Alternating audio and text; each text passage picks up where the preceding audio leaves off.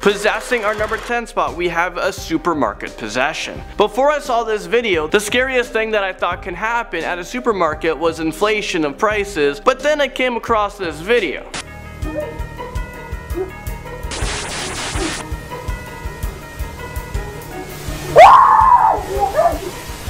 This clip is of a woman who is browsing a supermarket over in China. But suddenly she looks around and then her body becomes completely taken over by like a demonic spirit. Her head is thrown uncontrollably back and her body starts convulsing. People in the store approached her and try to help her out, but they become so scared, so all they can do is just watch from a distance and call the police. But maybe they should be calling Lorraine Warren or maybe a priest to come perform some exorcism. I'm not sure what a police officer would do at this point. If I saw this woman possessed, like if I walk into a supermarket and I saw that, I would just turn around like it never happened and I would not shop there anymore. In our number 9 spot we have Katy Perry. Okay, this is some crazy footage, y'all. I have obviously heard of the theory that celebs are really just reptiles, but like, damn, Katy Perry?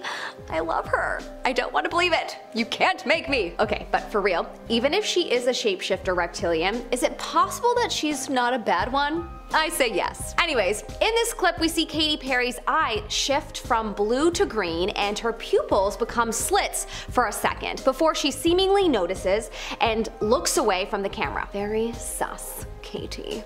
In our number 8 spot we have Dove Cameron. Dove Cameron is an actress and extremely talented singer, most notably known for her Disney Channel show Liv and Maddie and The Descendants. Her voice is angelic and personally I'm a big fan. But regardless of my feelings, people speculate that she is a shapeshifter or that a shapeshifter has taken over her body. One or the other. There is some recent footage of her doing an interview on the red carpet, and in this interview she has a moment where it seems as if she shifts a little. When you zoom into her eyes, it appears as if for a second her eyes reveal her pupils suddenly turning into a slit. Just for a second before turning back. It's really quite fast, but if you slow down the footage and zoom in closely, you can see it clear as day. So perhaps she has something weird going on with her eye, or perhaps she's actually a shapeshifter. Probably the latter. In our number 7 spot we have Beyonce. Many are very suspicious of Beyonce apparently, and I had no idea. Apparently she is one of the most suspicious of the Hollywood celebs that people are pretty certain is a shapeshifter reptile, and it's because of a few different shots of her that reveal some pretty wild things. Apparently in one shot you see Beyonce singing and suddenly the side of her face almost looks scaly. In another shot, Beyonce is dancing on stage and whipping her hair around, and for a millisecond you can literally see her face transform into a demon. I'm not joking, it's terrifying. And it's probably real. It's hard to believe her heavenly voice is even human, so most likely she's from out of this world. What do you think? Leave a comment in the comment section below. In our number 6 spot we have Antique Roadshow Reptile. In this video, captured on camera, it is a regular episode of the BBC show The Antiques Roadshow, when, in the background, the camera captured a man staring at the camera. His eyes appear pretty large, being opened quite wide, and if you zoom in, it looks as if his pupils have slits. His eyes resemble a snake's eyes, revealing that he is obviously a shapeshifter snake. He doesn't appear to be with anyone, just hanging in the background, smirking at what he's observing. It's crazy to see this on camera, but I wonder if anyone has actually seen this in person. My suspicious brain would probs not even believe anyone, even if they did claim that they saw this in real life. I'd be like, show me that proof, or nothing. I'll just be sad.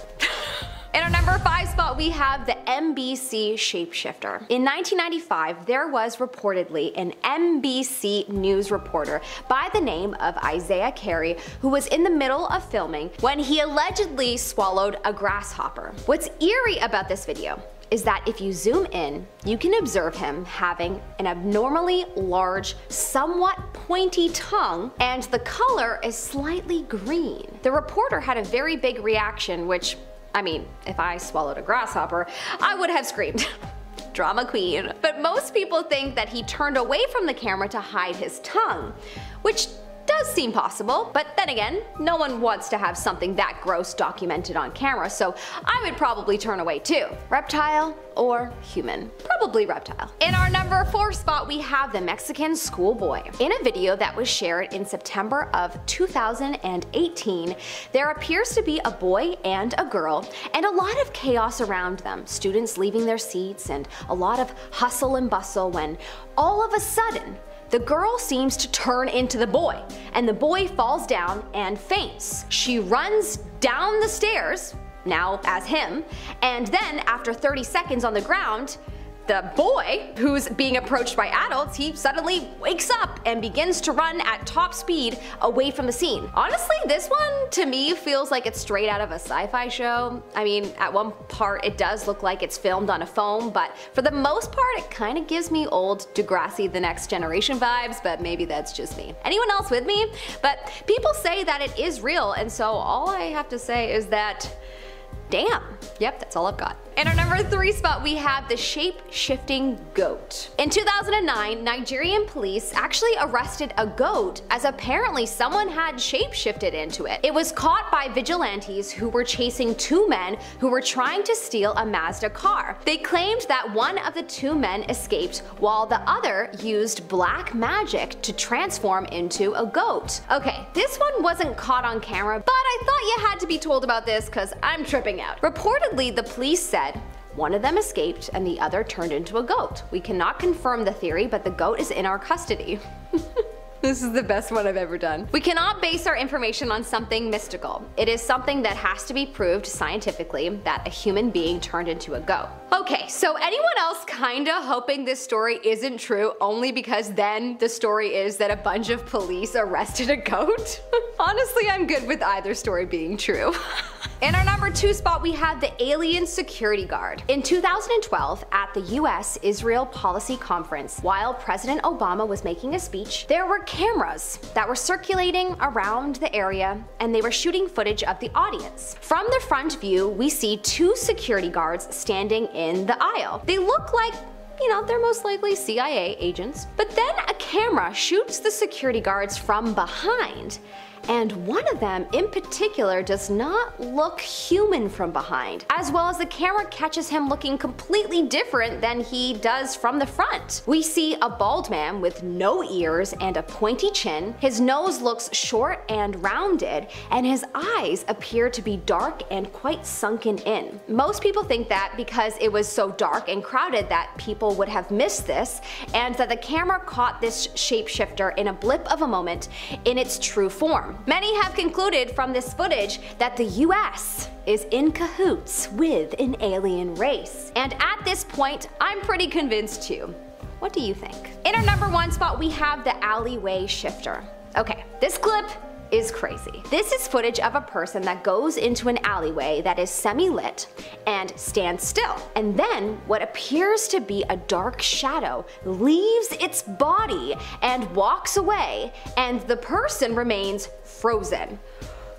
This clip is so controversial and has been a point of debate for some time now, but I'm not sure what you can even debate. You can clearly see someone or something leave the body and the body stays frozen in place. This clip is one of the most seemingly real clips out of everything I saw, but apparently all of the footage is real. Interesting. Very interesting indeed. Number 10, the eyeball man. Can anyone honestly say they aren't scared of this guy? The dude blacked out his eyeball, so he looked like a demonic Jack Skellington. More like Hack Skellington. Eyeball man's real name is Jason Barnum and is currently living out a 22-year sentence for an Alaska police officer. Barnum's crime was heavily influenced by a hefty addiction to chasing the dragon. 3 officers were investigating vehicle break-ins and burglaries in South Anchorage and spotted a vehicle related to the attacks in a hotel parking lot. They checked out the security footage and saw a man carrying a tote to room 209. Barnum and 2 others were in the room, and when officers entered the bathroom, the shootout began. Barnum was injured in the arm, but they arrested him when he got out of the hospital, and they had to deal with how terrifying he looks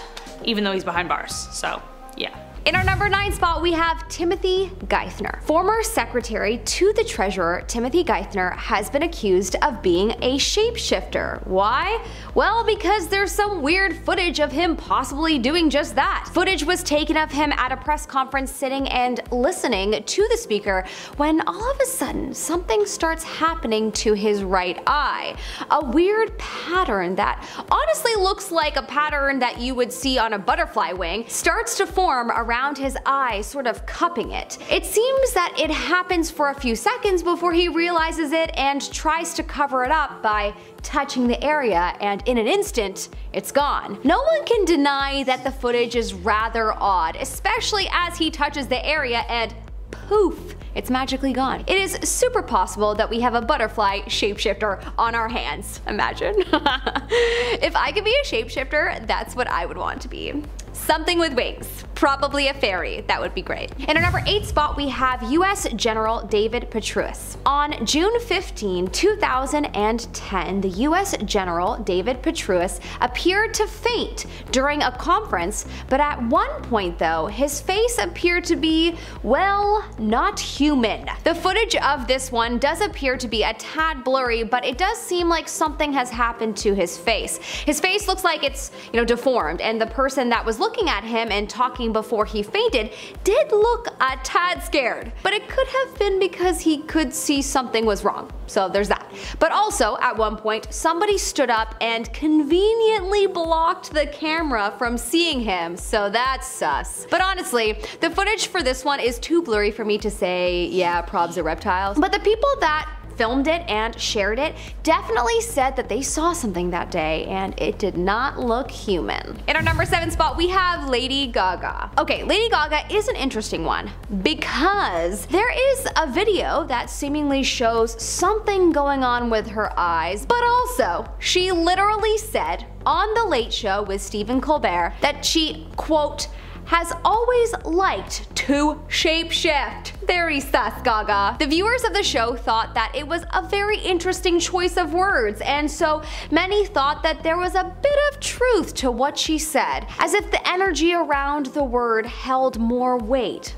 I don't know. Certainly there are so many people that believe that Lady Gaga has had contact with the devil, and so it would make sense if she was a shapeshifter. Remember that time she suspended something in the air with her magical force field? Okay, but for real, is she a magical devil-like being or a shapeshifter? Would love to know your vote in the comment section below. In our number 6 spot, we have Meghan Markle. Meghan Markle, actress turned literal princess when she married Prince Harry, has had quite some speculation around her over being a robot. Now, I've heard many things, including reptilian, and some people believe something has just, replaced her. But the robot shapeshifter is an interesting theory.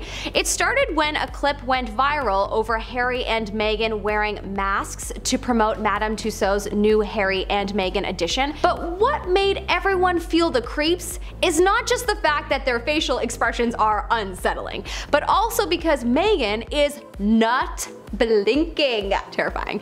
Whereas Harry apparently was. Anyways, I think that this got everyone to start theorizing that even though this is a mask, she may actually be a shapeshifter robot, and you know what? I don't blame them.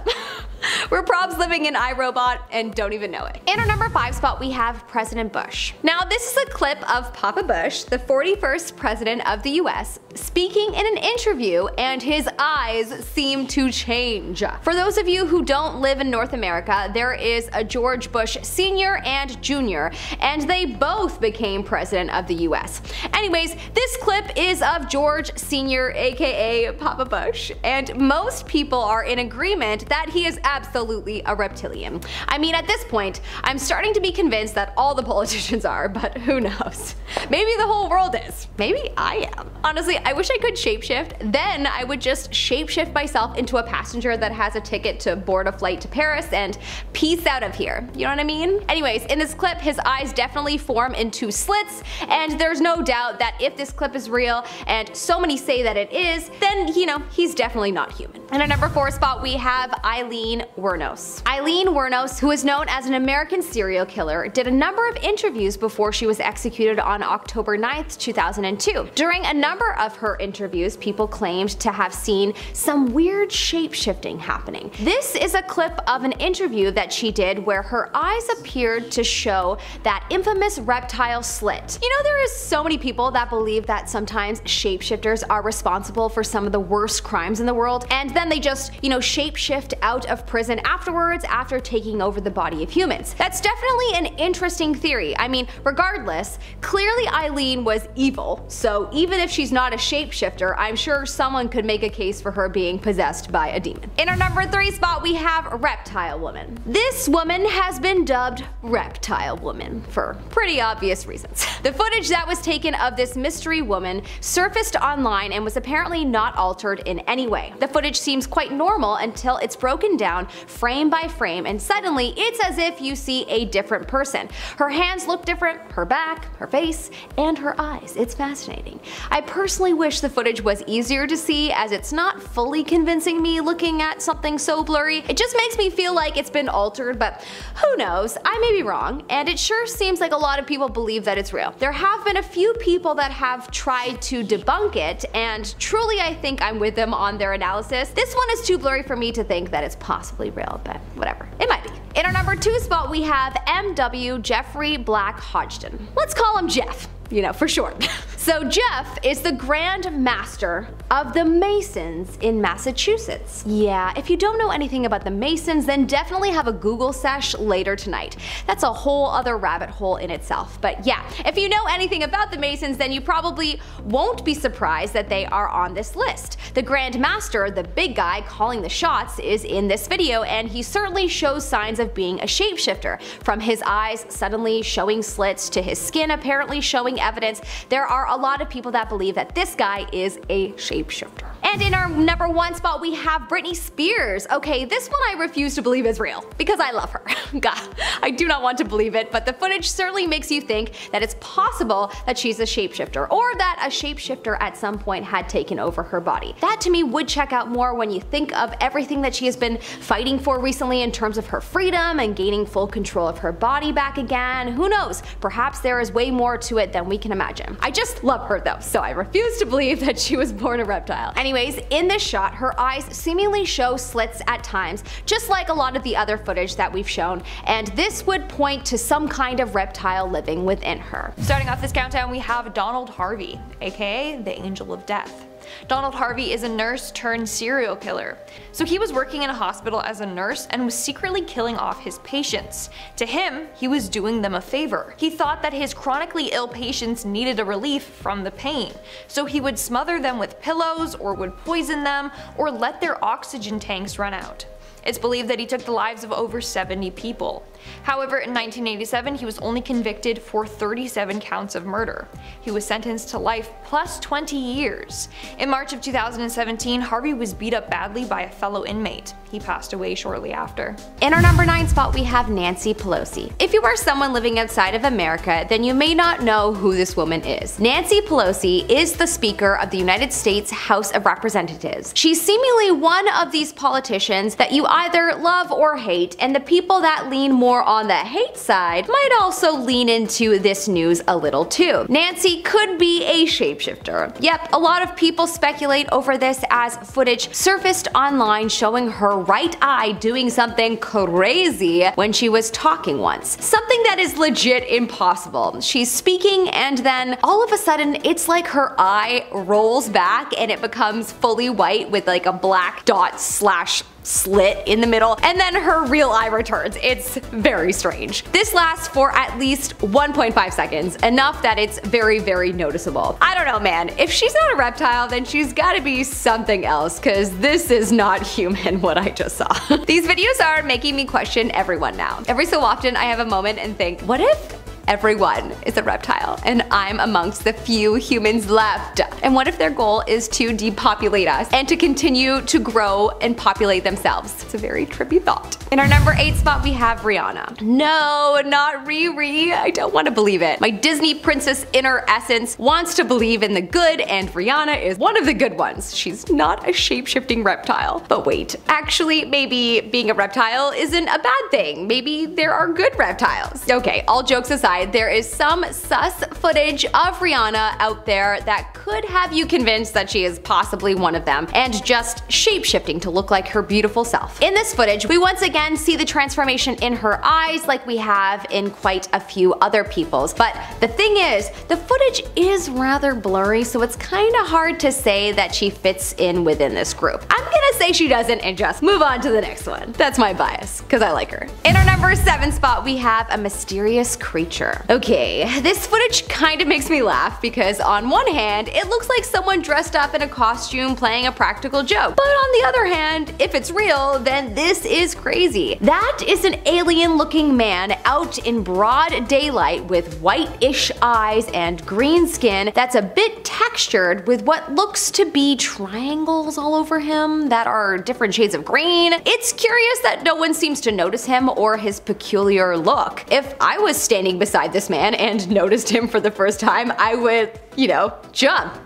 Like do one of those. Which poses the question, is he just visible via camera and invisible in real life? That would be pretty nuts if that's the case. I did a lot of digging on this one and I haven't seen anyone debunk it yet, so I wonder about it. If this is real and there's aliens like him walking among us, then damn, we've been fooled. In our number 6 spot, we have the sports reptilian. Okay, your girl is not into sports much. I'm a fake Toronto Maple Leafs fan. I only watch them when they're winning, like the rest of Toronto though. All Torontonians do is complain about the Leafs until there's hope that they might do well. So, it's not just me. Anyways, so my point is that I know nothing about sports, or even what sport this footage was taken at, or even who this guy being interviewed is. All I know is the guy behind him is most definitely a shape-shifting reptilian. No way around it. This footage is great and you can see his eyes as clear as day and you cannot convince me otherwise. This guy is definitely not human. He's just casually hanging out behind whomever is being interviewed, and every so often the camera gets a clear shot of his piercing blue eyes that also have a black slit within them. Some people believe that the reptiles are intentionally revealing themselves in footage like this. Honestly, that theory would make sense because otherwise how could they let footage like this get out there? But anyways,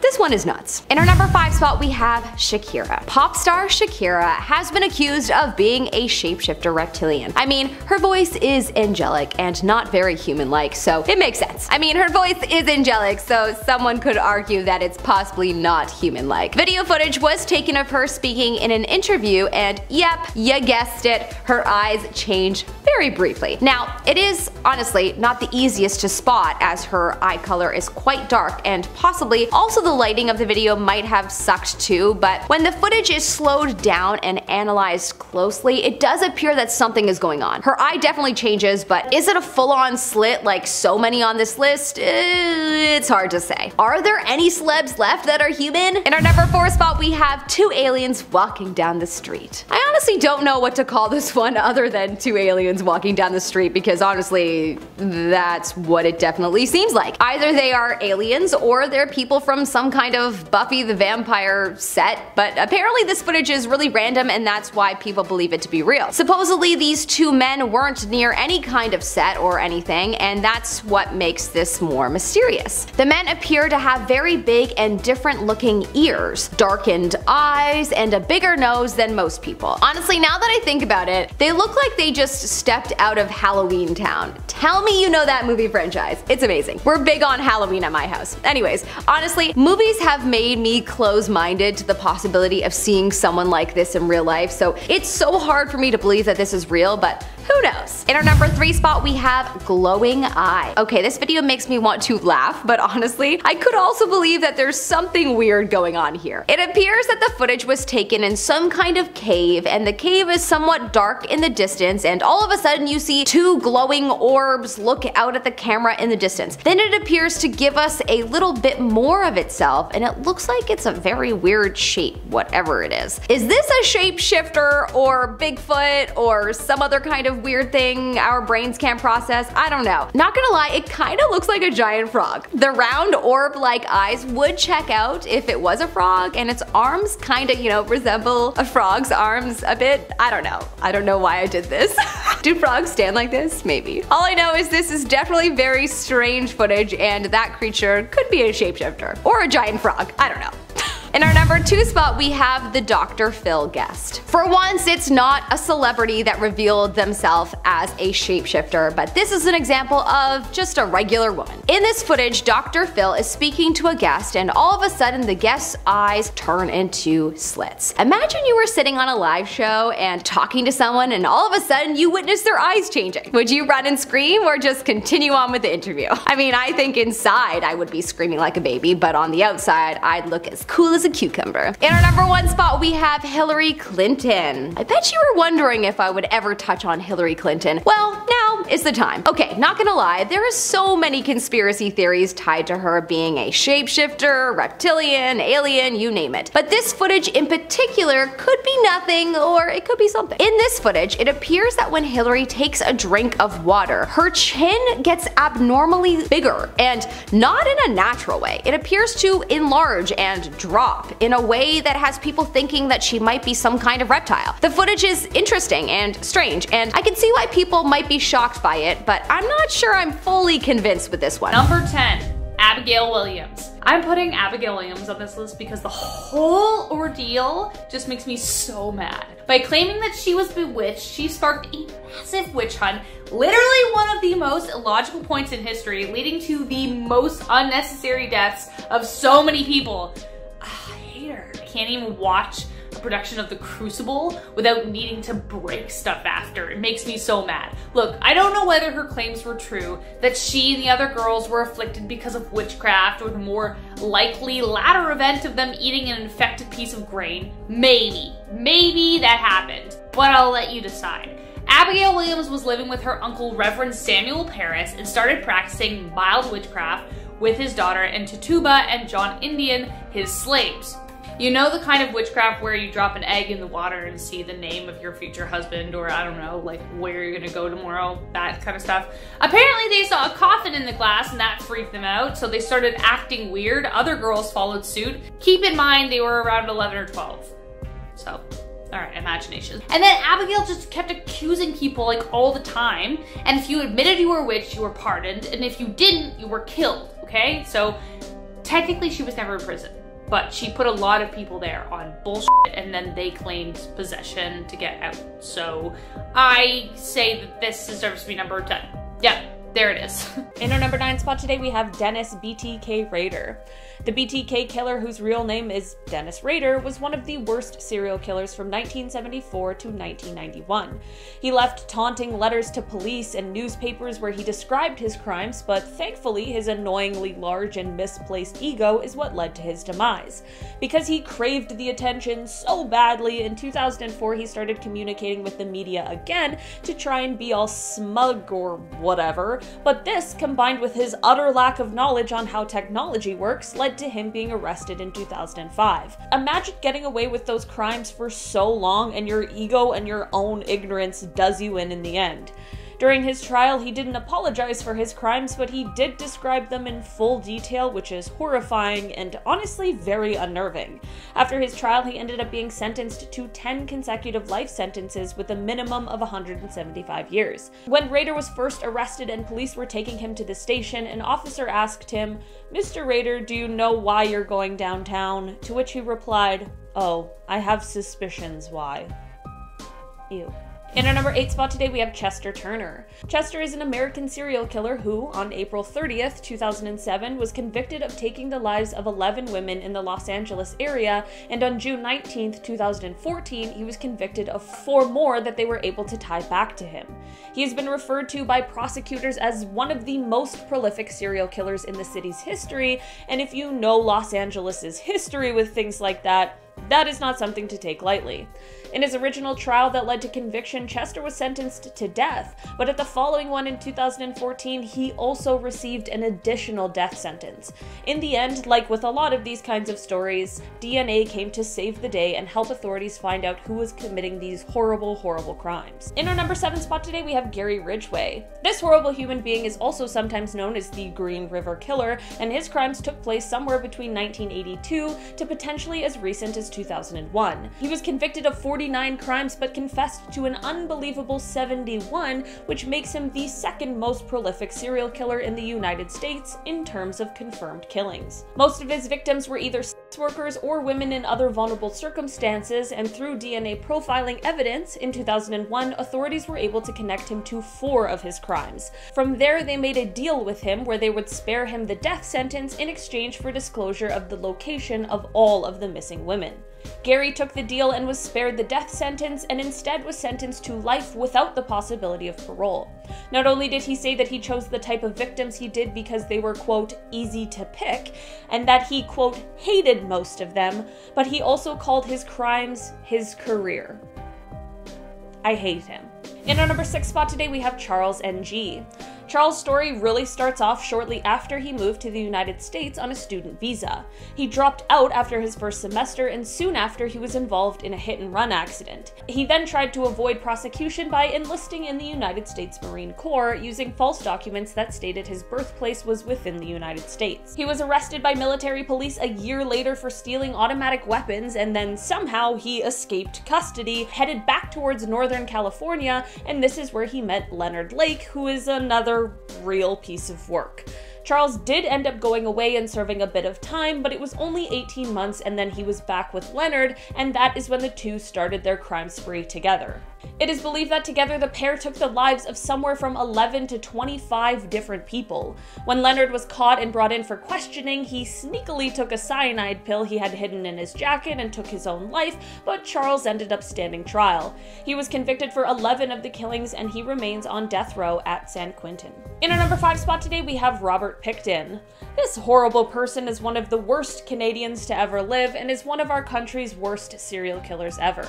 Pickton dropped out of school and began working at his family's pig farm, and this is where most of his absolutely horrific crimes took place. He was first arrested in 2002 and was convicted in 2007 of taking the lives of 6 people, but throughout an extremely lengthy investigation, evidence of many more killings came to light. During his time in jail, an undercover police officer posed as his cellmate, and Pickton confessed to 49 crimes to him. Apparently, he was saying to the undercover officer that he wanted to take one more life to make it an even 50, and that he only got caught because he was sloppy. The entire trial was a bit of a mess, but it led to a life sentence without the possibility of parole for 25 years, which was the longest possible sentence under Canadian law at the time. This unfortunately does mean that he will be eligible for parole within the next decade, so let's hope that never ever happens. In our number 4 spot today, we have the Golden State Killer. The Golden State Killer is one of the most well-known serial killers ever, and that is never a good thing. From 1973 to 1986, the GSK was responsible for taking the lives of 13 people, harming 50, and 120 different burglaries all across California. Throughout the investigation process, he used different tactics to both taunt and threaten police and the victims, which is just on a whole other disgusting level. Through recent genetic testing, like those 23andMe things, the identity of the GSK was finally revealed after years and years of investigations. crimes. Basically, they uploaded a DNA profile that they were able to get from the crime scenes to the website GEDmatch. They were able to find 10 to 20 people who had the same great-great-great-grandparents as a match. And then from there, the genealogist made a large family tree, and from there, they were then able to single out 2 main suspects. After covertly collecting DNA samples from one of the suspects and comparing them with the crime scene DNA, they were finally able to arrest Joseph James DeAngelo, who is the Golden State Killer. After decades of waiting, the victims of his crimes were finally able to see justice served, as he was sentenced to 12 life sentences plus 8 years. He was spared the death penalty because he admitted to numerous crimes that he had perpetrated, some of which he wasn't even being charged for. He is now 75 years old and will definitely spend the rest of his life in prison. In our number 3 spot today, we have Rodney Alaka. Rodney is a horrible monster who was convicted and sentenced to death for 5 killings that he committed in California from 1977 to 1979. He also received an additional 25 years to life after pleading guilty to 2 other killings in New York from 1971 to 1977. Rodney got away with his crimes for a while because he wasn't the top of the list of suspects, because he was said to be the, quote, charming photographer. Rodney is often referred to as the dating game killer because of his appearance on the show, which, with what we now know about him, is absolutely horrifying. What's even crazier is that he actually won the show he was on, but the episode's bachelorette refused to go on a date with him because she found him, quote, creepy. This is just a reminder to always trust your instincts. It isn't exactly known just how many victims Rodney had. It is potentially thought that it could be much higher than the number he was convicted for. In July of last year, Rodney passed away in prison at the age of 77. In our number 2 spot today, we have the Zodiac Killer. This one had to make it on this list today because while there are a plethora of terrifying people on this list, nothing is as terrifying as an uncaught serial killer, and the Zodiac is definitely the most prolific of them all. The Zodiac Killer took the lives of 5 people in the San Francisco Bay Area between December 1968 and October 1969. He was most known for targeting young couples or a lone male cab driver.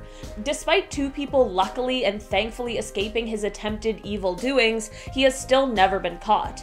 He was one of those losers who left notes and stuff for the police to find. I like that they think they're being all cool and clever and brave while they do that.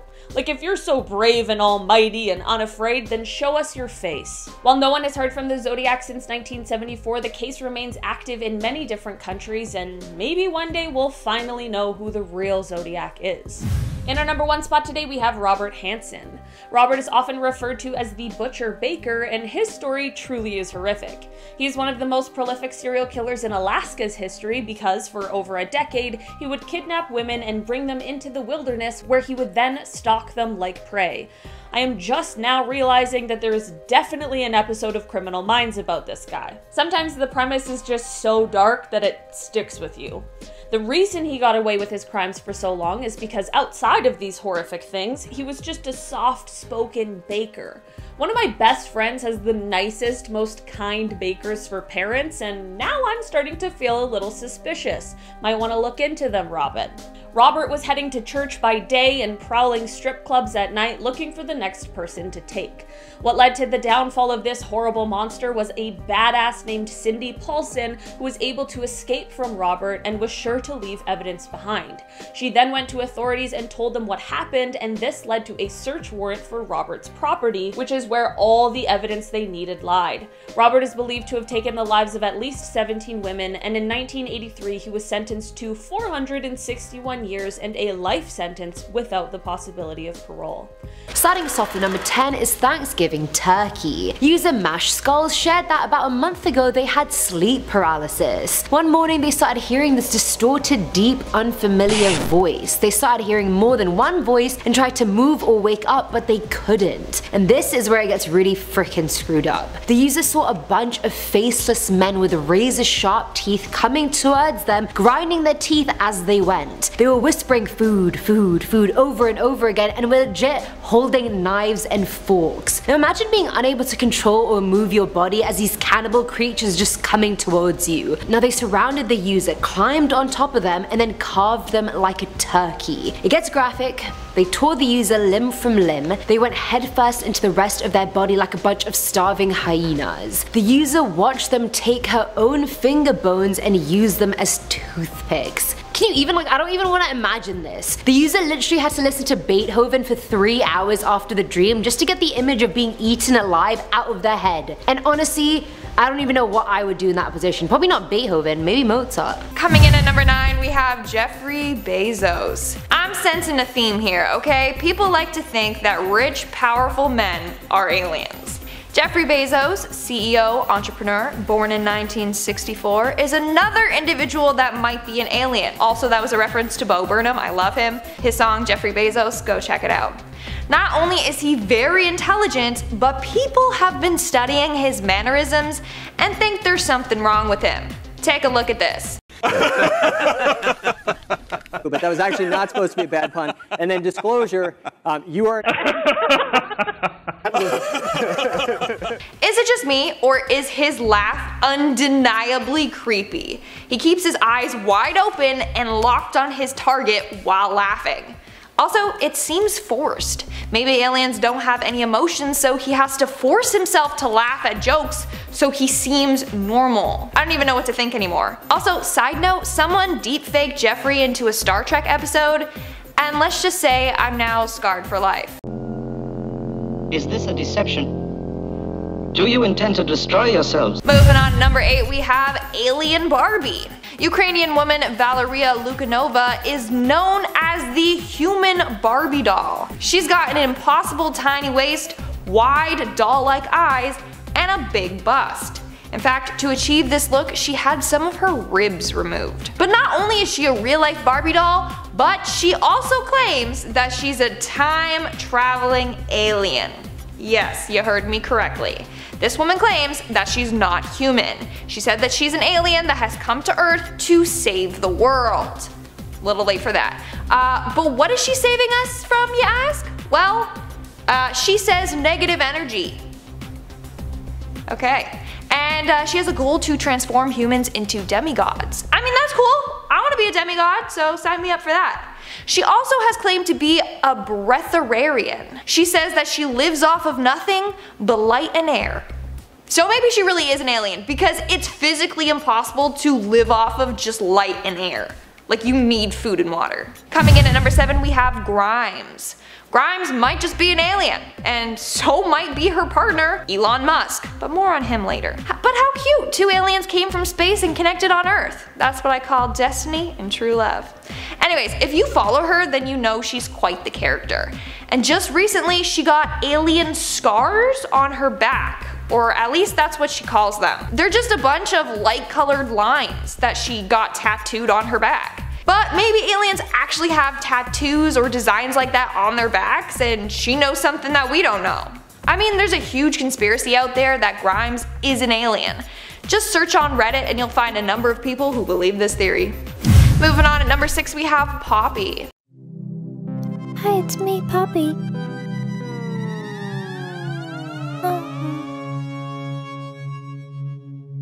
Hi, I'm Poppy. Poppy is an American singer, songwriter, musician, and YouTuber. She is known for her very unusual videos where she talks in a very soft and high-pitched voice. Is this just her persona or stage act, or is she an alien? Now, there's so many different theories surrounding her.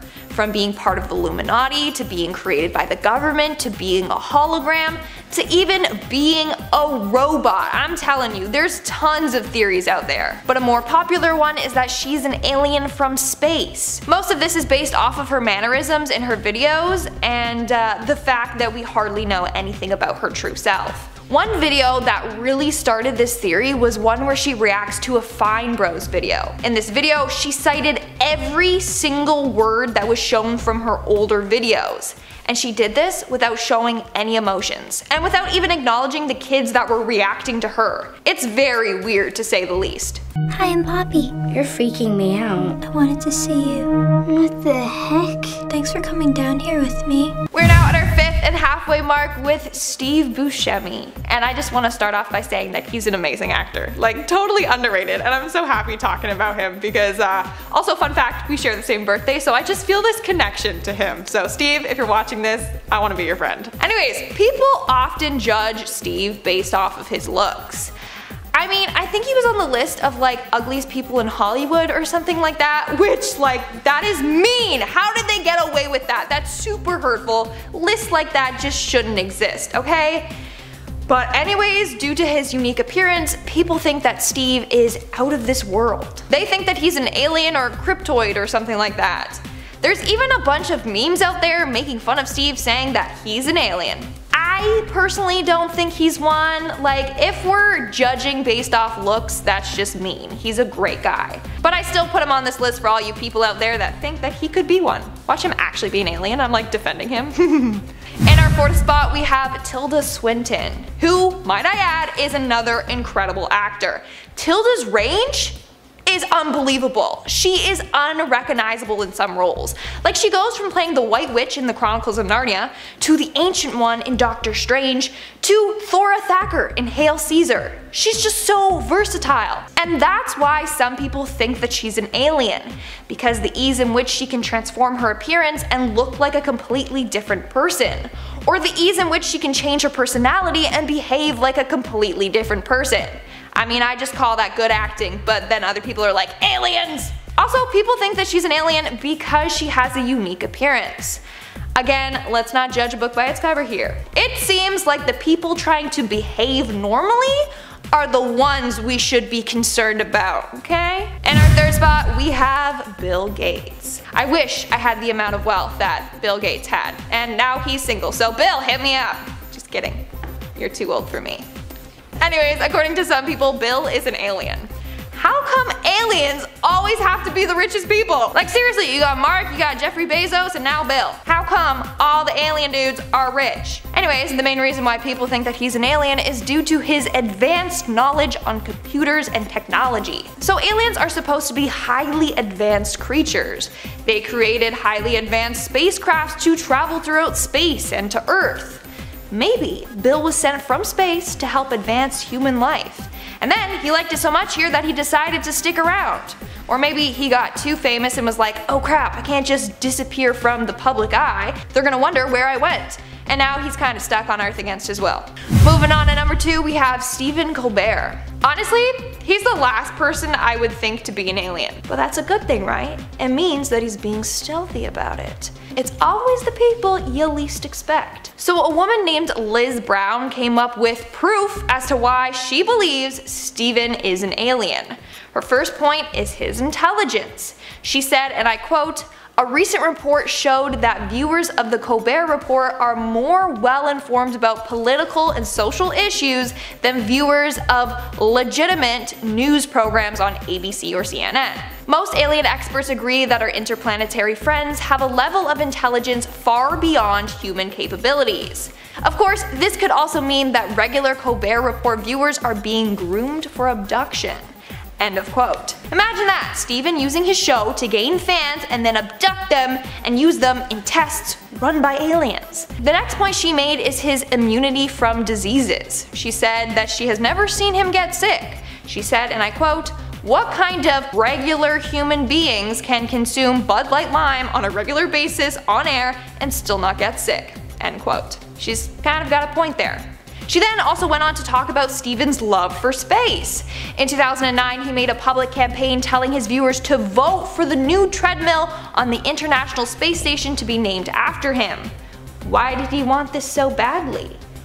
Well, it could be that this was a way to send a message to his alien friends out there, telling them like, we did it, I'm in control of the humans, this is proof. Crazy, isn't it? Makes you really think. And in our number 1 spot today, we have Elon Musk. Why does Elon Musk want to go to Mars so bad? Honestly, he just wants to return to his home planet. He has announced a number of times that he wants to retire and die on Mars.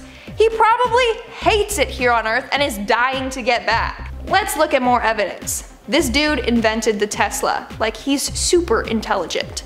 First off, He got into the electrical vehicle business, which only represents 0.1% of all cars sold. Looking at that, it would seem like a bad thing to get into. But nonetheless, he did, and he succeeded. Why? Because he's got alien capabilities to not only see into the future, but also create high-tech things, like Teslas. Someone else added that his end goal is to save Earth. He's seen into the future and how bad global warming gets. So he's trying to reduce global emissions through his cars. Maybe make them cheaper then. Not only that, but on a number of occasions he has tweeted out some suspicious things. Someone tweeted at him asking if he was an alien, and he said, obviously. So, he just admitted it, okay? I know he's just joking, but still. Another time he tweeted saying aliens built the pyramids. I mean, he was probably one of the aliens there building them alongside the Egyptians.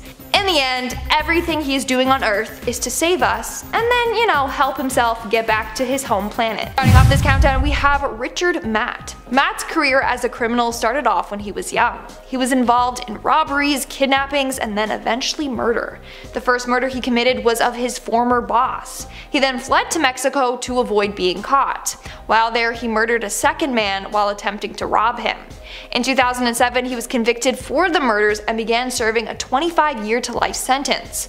But guess what? 2015, he actually escaped the facility with a fellow inmate, and they spent 20 days on the run before getting re-caught.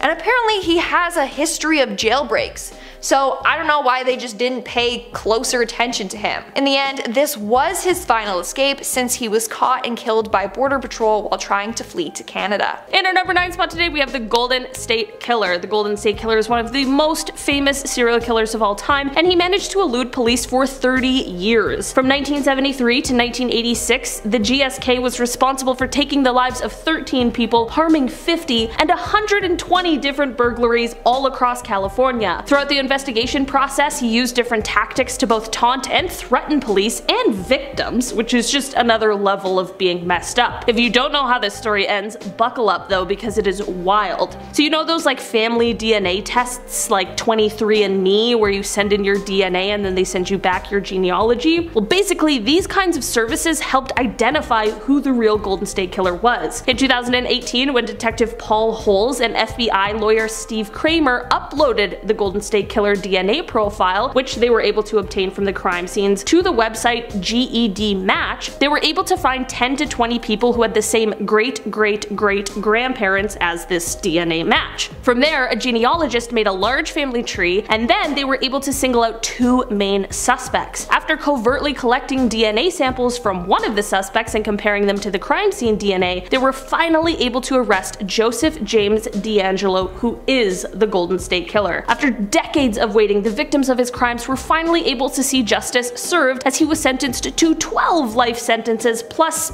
8 years. He was spared the death penalty because he admitted to numerous crimes he had perpetrated, some of which he wasn't even being charged for. He is now 75 years old and will definitely spend the rest of his life in prison. In our number 8 spot today, we have David Berkowitz. David Berkowitz, or the Son of Sam, is an American serial killer who terrorized New York from July of 1976 to July of 1977. He took the lives of 6 people and wounded 7 others, all while eluding the biggest manhunt in New York City history. He was one of those arrogant ones who leaves like little notes for the police promising to do it again, but his arrogant self was caught for his crimes, and he was arrested on August 10th, 1977 and was indicted for his crimes. He confessed to all of them and claimed that he was just obeying the orders of a demon that had manifested itself in the form of a dog that belonged to his neighbor. He was found mentally competent to stand trial, and he pleaded guilty to his crimes, which left him sentenced to 6 consecutive life sentences. He later admitted to making up the dog story, which, like, yeah, duh, but he did say that he was a member of a violent satanic cult and his crimes were committed as a part of that. These claims were investigated, but no one has ever been able to confirm or deny them. In our number 7 spot today, we have Tex Watson. Tex Watson was one of the central members of the Manson family, which was led by Charles Manson, and he was a willing participant for the horrible Tate and LaBianca crimes that took place on August 9th and 10th, 1969. In October of 1969, Tex knew his arrest was coming, so he fled to his home state of Texas, but was later arrested arrested and extradited back to California. Once he was in California, he refused to talk or eat and ended up losing 55 pounds, which got him sent to get tested to see if he was fit to stand trial,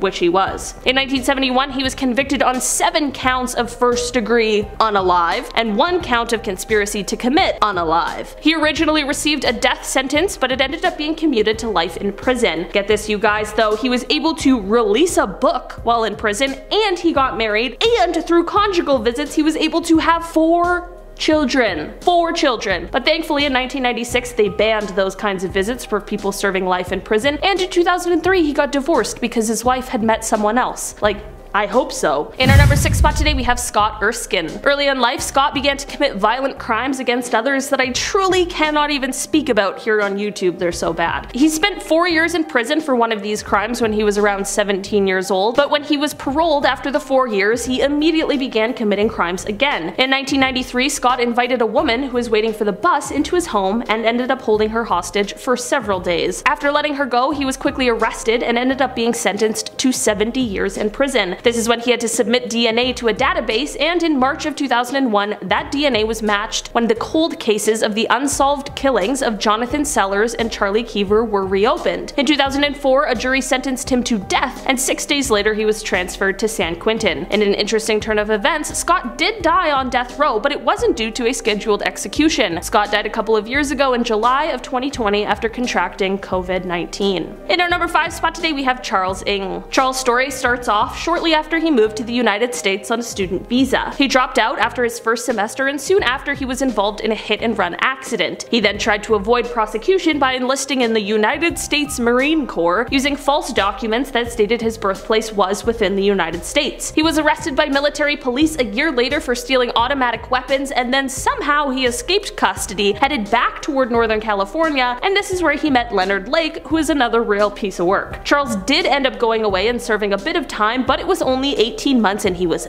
back with Leonard, and that is when the two started their crime spree. It is believed that together the pair took the lives of somewhere from 11 to 25 different people. When Leonard was caught and brought in for questioning, he sneakily took a cyanide pill he had hidden in his jacket and took his own life, but Charles ended up standing trial. He was convicted for 11 of the killings and he remains on death row at San Quentin. In our number 4 spot today we have Shawn Grate. Shawn is a serial killer who committed a series of crimes from 2006 until he was apprehended in 2016. Throughout his decade of criminal activity, it is thought that he took the lives of at least 5 people. So basically, his story is a little confusing, but in September of 2016, Shawn was arrested and later indicted for 2 killings as well as a kidnapping and harming a woman whose 911 call actually led to his arrest. At the same time, in another county next door, he was also being charged with 2 other deaths as well as another one from all the way back in 2016. This final count from all of those years ago was actually an unsolved Jane Doe case who had been unidentified for 12 years. When Shawn confessed to this crime, he wasn't even sure who she was, he just said he believed her name was Dana. On May 7th, 2018, Shawn was convicted on 2 of the counts, and on March 1st, 2019, he pleaded guilty to 2 of the others, and on September 11th, 2019, he pleaded guilty to the additional count. In the end, he was sentenced to death and has remained on death row since that final plea and sentencing, and he is currently scheduled to be executed in 2025. In our number 3 spot today we have the Zodiac Killer. This one had to make it on this list because while there are a plethora of terrifying people on this list, nothing is as terrifying as an uncaught serial killer, and the Zodiac is definitely the most prolific of them all. The Zodiac Killer took the lives of 5 people in the San Francisco Bay Area between 1968 and October of 1969. He was most known for targeting young couples or a lone male cab driver. Despite 2 people luckily and thankfully escaping his attempted evil doings, he has still never been caught. While no one has heard from the Zodiac since 1974, the case remains active in many different counties, and maybe one day we'll finally know who the real Zodiac is. In our number 2 spot today we have Dale Hausner and Samuel Dietman. Known as the serial shooters, the crimes these guys committed are definitely on the list of fears I have, which I'm pretty sure spawned from a Criminal Minds episode. These 2 were actively committing these crimes between May of 2005 and August of 2006. Basically, they were arsonists who would randomly set fire to objects, but they would also also drive around and commit random drive-by shootings. That's the really scary part. The fire thing is also bad, don't get me wrong. There's just something about completely random violence that absolutely terrifies me. In the end, a series of tips is what led investigators to identify the perpetrators of these horrible crimes. In particular, one from a friend of Samuel who explained that Sam had actually confessed to some of the killings one night while drinking. In Dale's trial, he was found guilty of 80 out of the 87 felony charges that were brought forth, and that was all in one single trial. In the end, he was sentenced to death 6 times, and his brother, who was later found out to have assisted in some of the crimes, was sentenced to 25 years. Samuel was sentenced to life in prison without the possibility of parole. In our number 1 spot today, we have the Doodler. While this nickname sounds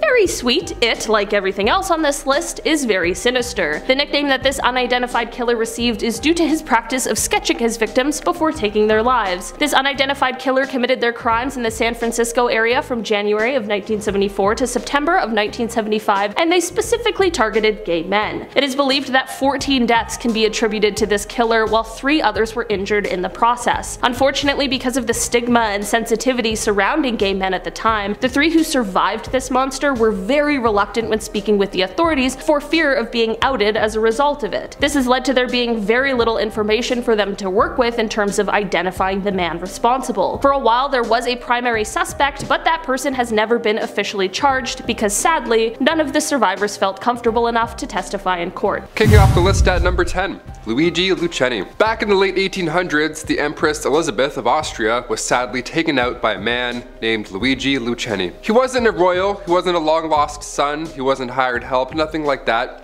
He was just somebody who wanted to attack a royal.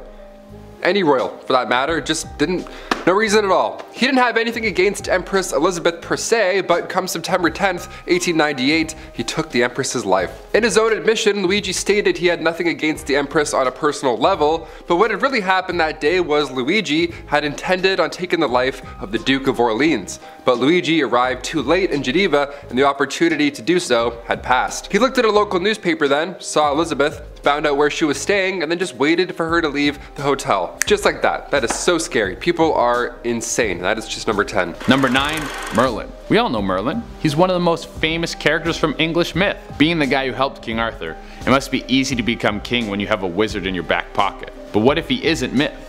What if the character is real and is still walking around to this day? There's evidence of characters like Merlin or Merlin himself popping up again and again through English history. Some people believe that he's still alive and still protecting the royal family. Maybe if he's still alive, he should retire from protecting some of the richest people in the world and help out the rest of us. Why not cast a spell that gives me a good night's sleep for once? Number 8, Hercules. One of the buffest dudes in history.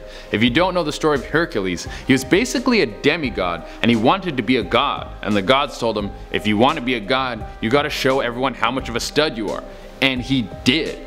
He killed a lion with his bare hands, then he killed a multi-headed fire-breathing hydra, and he went to the underworld and captured the gatekeeper of the underworld. This dude's a legend, and his core strength must have been insane. Now the story goes that he was never given his wish and granted godhood, but many people believe that the myth is wrong and this is just the story that was passed around. That the true story is that he was gifted his rightful god power and immortality. As long as he never told a soul, he would keep his godhood. I mean, you wouldn't want him to tell anyone because then there would be a bunch of people trying to kill stuff trying to become gods. Number 7, Sir Galahad. One of the most famous knights of the Round Table. The original boys club. I bet they all met in a treehouse, you had to climb a rope ladder to get into it. You could only get in if you knew the secret password and there was a sign on the door that said no girls allowed. I might be mixing up King Arthur's knights with the Little Rascals.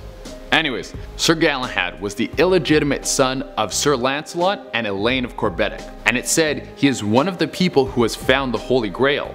Drinking from said grail is supposed to grant the person immortality. Now just like Merlin, Galahad is supposed to be one thing of legend, but some people believe that the knights did exist and are still in charge of secret underground cults to this day. If this is real, I would want footage of someone putting Galahad in one of Elon Musk's rockets and his face as he gets shot into space. Nothing like a 1,000-year-old man seeing what space looks like. Number 6, Conan O'Brien.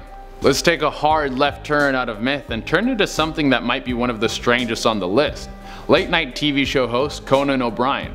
Why, you may ask? Well, it's because of this picture. This is a comparison picture between Conan and a Civil War soldier. They are eerily close to each other. Maybe Conan is closer to Wolverine than the hilarious ginger comic we have all come to know and love. What if all his jokes are just a way he can cover up his PTSD from fighting in centuries of wars? I mean, good for him. To go from war vet to American celebrity, that's a big jump that almost no one could do. Maybe back on the battlefield, no one thought he was funny, so he became immortal out of sheer willpower, just so he could stay alive long enough to find his audience. Number 5. James Bedford. If you're going to die, but you have faith that in the future they'll be able to bring you back to life, then why not throw your body into a giant freezer? James Bedford was the first person ever to be cryogenically frozen. He was an American psychology professor at the University of California and wanted his body to be preserved for later days, just in case they ever figured out a way to bring frozen people back from the dead so they could walk around again. If this was ever to happen, he would be first in line. He passed away in 1967, and right after he was pronounced legally dead, they threw him in a big chest freezer and set it to Ice Age. I'm sure it was more scientific than that, but you get the idea. Now, we haven't come across the technology to resurrect this guy, but if we do, he's gonna get the Captain America treatment and be very close to being immortal. Number 4. Hugh Glass. Have you ever seen The Revenant? The movie where Leonardo DiCaprio has the worst weekend ever? Well, in that movie, he plays frontiersman Hugh Glass. Now, Hugh Glass was mauled by a bear and left for dead and had to trek for miles and miles with broken bones and brutal wounds and survived. How did he do this? Well, the history books said he did this with grit, determination, and pure survivalist instincts. But the deep dark corners of the internet have other opinions. Some people are pushing the idea that he's an immortal or has some sort of Deadpool healing factor. This would allow him to survive such a brutal attack and make it back to full health. And if this is true, he might still be alive to this day, keeping his healing ability secret from the public. Number 3. Jack Lucas. One of the biggest bad all time. This guy literally might be unkillable. I don't want to trash talk him because I'm pretty sure he would find me and come beat the hell out of me. Jack Lucas fought in World War II, and while serving, he jumped on 2 Japanese grenades and survived both explosions. And not like barely even survived, he kept serving in the army. Maybe back then Japanese craftsmanship wasn't what it is now. After this, he became a paratrooper, and on one of his jumps, his chute didn't deploy. Now you think plummeting to the earth would surely just kill you. Not Jack Lucas. His buddies found him alive and well. This dude is probably like a werewolf or a robot or like a robot werewolf. Number 2. Roy Benavides. We're gonna stay on this trend of people who could beat up anyone's dad with Roy Benavides. Roy Benavides was a special forces officer. He stepped on a landmine in 1965 and he was told he would never walk again. And he was like, not only am I gonna walk again, I'm gonna go back and fight in war again. And he did. He fought in the Vietnam War. During one battle, he was leading a small troop and they were under attack by over 1,000 Vietnamese soldiers. By the time the fighting was done, he had been wounded by either gunfire, knives, or shrapnel 37 times. 37! He was pronounced dead and put in a body bag. Then, he came back to life and unzipped the body bag he was inside. Death probably looked at this guy and was like, nah, you're too much for me. We're trying to build a nice neighborhood over here. You stay alive. Number 1. Tsutomu Yamaguchi. What's the worst week you've ever had? Whatever it is, I bet it's not as bad as this guy. Tsutomu Yamaguchi was in Hiroshima in 1945 when the first atomic bomb dropped. He obviously survived. I mean, he's on our list of immortals. He did sustain some injuries. His skin was burned and one of his eardrums was ruptured. But for an atomic bomb dropping, that's like leaving relatively unscathed. So he was injured and he went home to Nagasaki. 3 days later, he was at work sharing his crazy story of how he saw the atomic bomb get dropped. And then, if you know your history, the second atomic bomb was dropped and the dude survived again. He took back-to-back atomic bomb bombings and walked away with an earache. This dude could very well be immortal or at least radiation proof. Starting off this countdown, we have Aileen Wuornos. Aileen Wuornos is often considered the first female serial killer. She was found guilty of killing 7 men. She would murder them, rob them, and then drive home in their cars. Although she claims every murder was self-defense. In our interview, we can see how lax she is when talking about killing. Just shot in self-defense, boom, boom, boom. You know, they weren't cut up, they weren't sliced up, no OJ jazz, you know. And he said, I did the most horrendous crime in the whole wide world. Death and murder literally doesn't faze her at all. In fact, she claims that what she did wasn't even bad. Yeah, she tries to justify her actions by saying she just shot them, as if that's not a big deal. But you've been convicted of killing 7 men. Everybody's looking at the number. Does that not, you killed 7 men, 7 strangers, does that not make you a serial killer? So I didn't kill them every day, did I?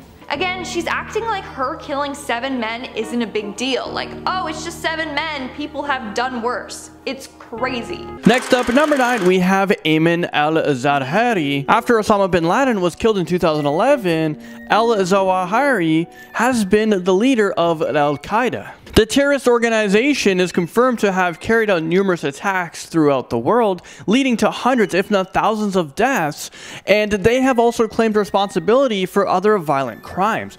There is currently a 25 million USD reward for information that leads to his arrest.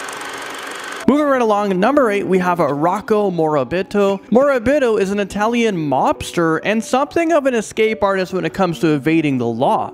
He has been on the run for 23 years, starting back in 1994. Is this real life right now? How can we not capture this guy? We have so much advanced technology. And he's been on the run for his crimes related to drug trafficking, the mafia, and other serious crimes. His wiki actually never revealed what his crimes were. They were probably too horrifying. But if we're dealing with the mafia, I can only imagine what he's done. I've watched a lot of movies. Well, he was ultimately caught in 2017 with a bunch of guns, credit cards, cell phones, money. But like I said at the beginning of this, he's an escape artist.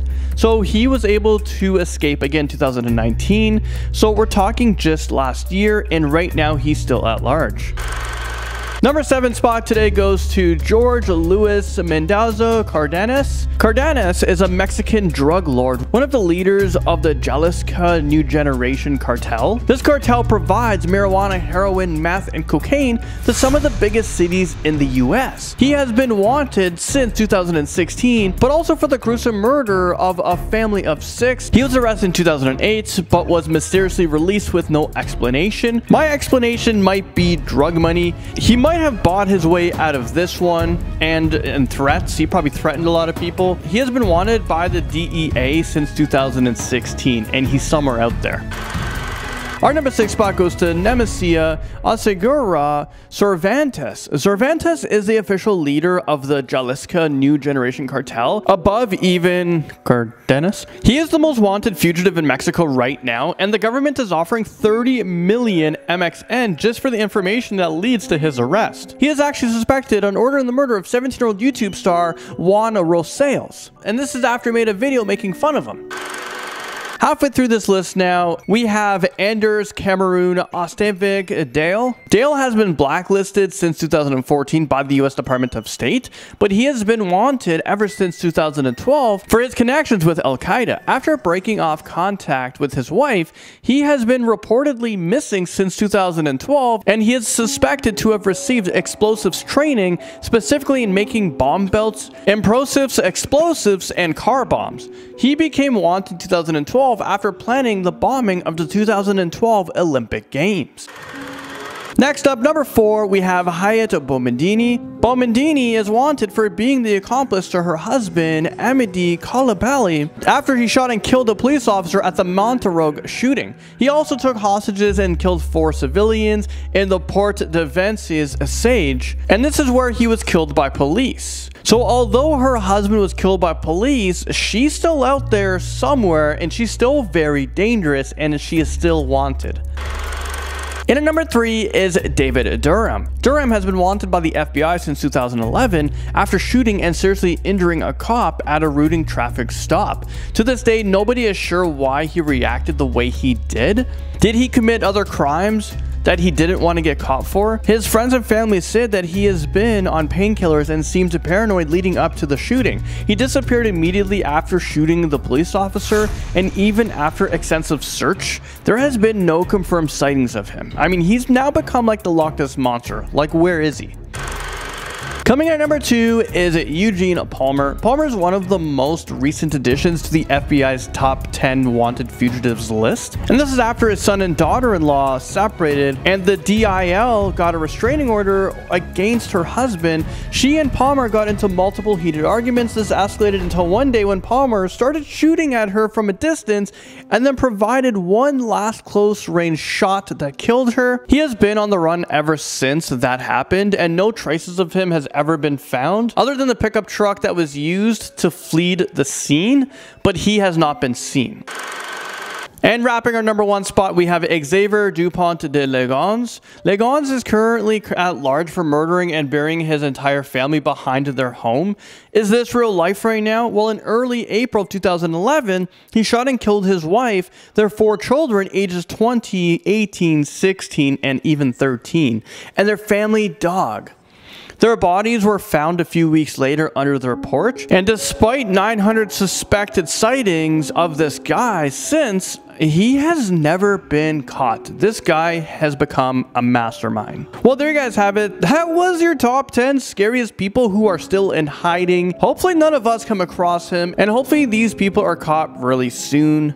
Starting us off at number 10 is The Thief. So this was shared by someone whose mum worked as a manager at Walmart. One day she came home proper surprised, and obviously the kid asked what happened that day. That day at work, a woman was caught trying to steal one of the prepaid phones on display. Now when the security guard caught her, she pulled out the knife she'd been using to open up the phone's packaging to cut him open. But before doing that, she cut herself first and then screamed about how she had AIDS and now how the guard had AIDS as well, all because he was trying to stop her from taking the phone. The story is honestly all over the place. I don't even know what to say to you guys. I swear the first rule they teach you in retail is never chase or try and apprehend anyone that's trying to steal, but they also never ended that sentence with because the thief may give you AIDS, but maybe they should start doing that. I've never chased someone that stole something from the store I worked at. Like, off you go.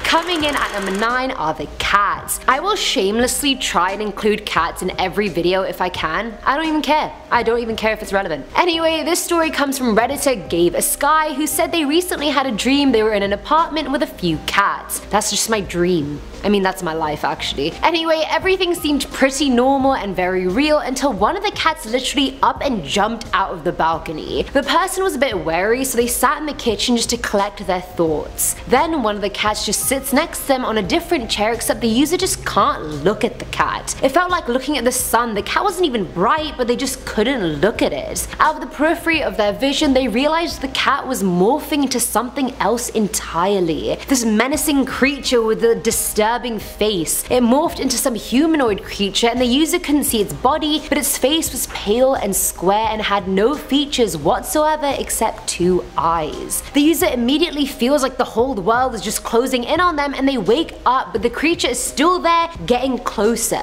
Realizing they're not actually awake yet, they somehow willed their unconscious body to fall off the bed in order to actually wake up. They ended up blacking out after they fell off the bed and refused to sleep alone for 4 days. Honestly, this is very impressive that they willed themselves to wake up when they were asleep. I feel like I wouldn't even know how to do that. At number 8 we have The Woman. Honestly, I feel like everyone can somehow relate to this story, and I'll tell you why after. So this person shared one of the most terrifying dreams and said they actually suffer from really bad sleep paralysis. They have a rocking chair in their bedroom, and I don't know why they do. That's literally the first thing to get haunted, if anything. Like, why? Either way, one night they were laying on their bed unable to move, and they looked at the chair. There was a pale grey woman on the chair with blonde hair who was crying her eyes out while staring at the storyteller. And while she was crying her eyes out, she was also pulling out her insides. The person closed their eyes, and they were trying everything to not see this right now, and then they felt this heavy pressure on their chest. They opened their eyes and saw this woman sitting on their chest pulling out her inner organs. The storyteller was so terrified they peed themselves, and mind you, they were 20 years old at the time. I can't even imagine the horror this person must have been going through, and I always think, honestly, why I said it was relatable is because I always think my chair with a bunch of laundry on top is a person in the dark, and I know a lot of other people get scared of that as well, so I was like, oh my god, hashtag relatable, but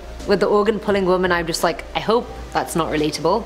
Please. Filling our number 7 slot is Gracie's mum, not to be confused with Stacy's mum. Reddit user Rakis11 shared the story of how when she was 5 years old she had her first ever nightmare, but things didn't really end even after she woke up. In her dream she was at her friend Gracie's house and they were drawing on her deck with chalk, and mind you, she lived on a cliff near the seaside. Views for days. Either way, Gracie's mum came out and yelled at the girls for drawing on the deck, and then her mum started turning into something evil. She was getting uglier and uglier, and her skin had just changed shades like 4 times. The user could see this happening, but Gracie had no idea what was going on. Either way, the mum realizes the user knows she's evil and throws them both off the cliff, and that's when she woke up. Now a few weeks pass after this dream, and then one day Gracie isn't at school. Apparently Gracie had drowned in the pool at her house, and her parents had filled the pool in, got divorced, and moved straight away, which is sus as hell. Either way, 8 years later, the user's brother, who wasn't even born at the time of the incident, was just walking on a trail near Gracie's old house, and he goes, "Gracie says hello." The user was like, "What are you talking about, Cam?" And all he said was, "The wet girl." The user never told her brother about Gracie, he had no idea it even happened. But I feel like her dream about the evil mum had something to do with what really happened. Like, it's just too suspicious for like a couple's kid to die and then quickly just like fill up the pool and just move away. Like, it's something just not sitting right with me. Now at number 6 is The Mask. This one was shared by an anonymous person who said one night he was watching TV in bed when out of nowhere his TV just went black. Despite turning it on from the remote a bunch of times, it just wasn't working, which was weird since this had never happened before. Either way, while trying to get it to work, he ended up falling asleep. He started feeling this huge pressure on his chest and his face was getting pushed to look at the wall. Now something or someone was grabbing his face and turning it to face the ceiling now with such force he thought his jawbone was about to break. When he opened his eyes in this state, he saw this massive black figure on top of him with a mask as a face that was fixed in the creepiest smile. But it wasn't even a proper mask, the thing had just drawn it on itself. It puts its finger on the guy's lips and just says shh. He then literally fainted from fear, and when he woke up he made a beeline for his mum's room. And honestly, as any honest adult, I would do the same. No shame. Go to mommy's room straight away. She can protect you from all. Now coming in at number 5 is The Darkness. Now this one's from Redditor The Pixel Mouse, who has this recurring dream about a creature she dubbed The Darkness. The monster appears in 2 forms. The first is in human form at a crowded place like a mall for example, and she won't even realize it's there until it starts appearing everywhere around her, and then everyone else just disappears. At this point the darkness starts running at her in super speed, and as soon as it grabs her, she wakes up. In the second rarer form, she'll randomly be in a room in her house, and as she goes into another room it'll go dark straight away and she'll know she's about to get royally screwed over. Like, at least she's self-aware, she knows it's happening, she knows it's coming. Even if she tries to escape this dark room, she gets pulled back in, so she just literally closes her eyes, waits for the darkness to grab her, and then she wakes up. The only thing she knows about its form is that it has long sharp fingers, because that's all she's ever really touched. Man's eyes are closed for the rest of the time, so the monster could literally take any true form. None of us will ever know. At number 4 is The Little Girl. This one's from Reddit user Pretends He Knows Stuff, who said one summer a few years ago he had a super high fever and sleep paralysis, which is probably the shittiest combo ever. Throw diarrhea into the mix and then it'd really be the shittiest combo. Pun intended. Anyway, that night he had a dream that everyone he knew was crying over this little girl, and when he got close to her he realized why. The girl was missing half of her face, and the guy said what a shame to her, and all of a sudden the room went grey. I love how this girl's face is half missing and all he said was what a shame. Like, you can come up with something better than that. Anyway, in this grey room he wakes up and sees the girl inches from his face, and all she keeps saying is "you did this to me." Except after saying it a bunch of times, she's not a little girl anymore, now she's like an elderly woman, and then that woman goes and jumps on his chest. Like, grandma's into acrobatics lately. The guy thought his lungs were burning up, and he claims that he actually prays every day still, real that that dream never happens to him again. May God be with you. Filling our number 3 slot is the spider. This one was shared by an anonymous user who said they dreamt they were walking through a wasteland, probably from Fallout.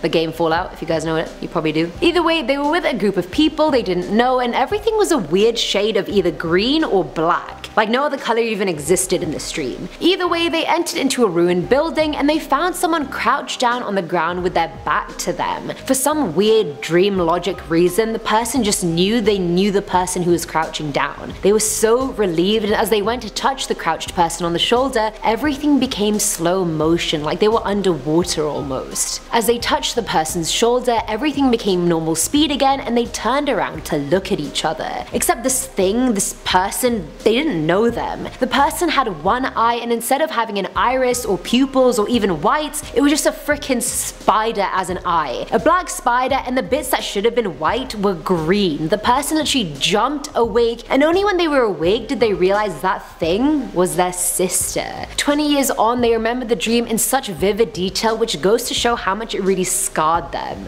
I hate insects, so if I saw a Cyclops person with a spider for an eye, I would off myself. There's no hope for me now. Done with it? I don't want to be on this planet anymore. Now at number 2 is the 2-part Banshee. So this also came from an anonymous person, and they recall 2 slightly linked dreams that they had when they were 7 years old and one right now. In the first dream, they were laying in bed trying to sleep. Bored, they were like, let me just look at the shadows on my wall till I fall asleep. But the more they noticed the shadows, the faster the shadows started moving until they fully came off the walls. They started tugging at the person's feet, and all of a sudden 3 toddlers climbed onto the bed, and if that wasn't creepy enough, they all had glowing yellow eyes. Like great, honestly, what else can go wrong? Love it. Simultaneously, the 3 babies let out the most high-pitched scream the person had ever heard before pulling them off the bed. And that was the first dream, which all in all was horrific but doable. Years and years later, the person had another dream. They were walking to the bathroom to get something from their cabinet, and as soon as they closed it, they hear the same high-pitched scream that the toddlers had let out all those years ago. When the person looked into the mirror on the cabinet, they saw that the bathtub behind them was full of blood, and a little girl was standing in the middle of it holding a freaking knife. Now the person who was looking at this started fainting in slow motion, and as they were falling, everything just started glitching and distorting, and the girl in the tub was just smiling and smiling as she moved towards the person.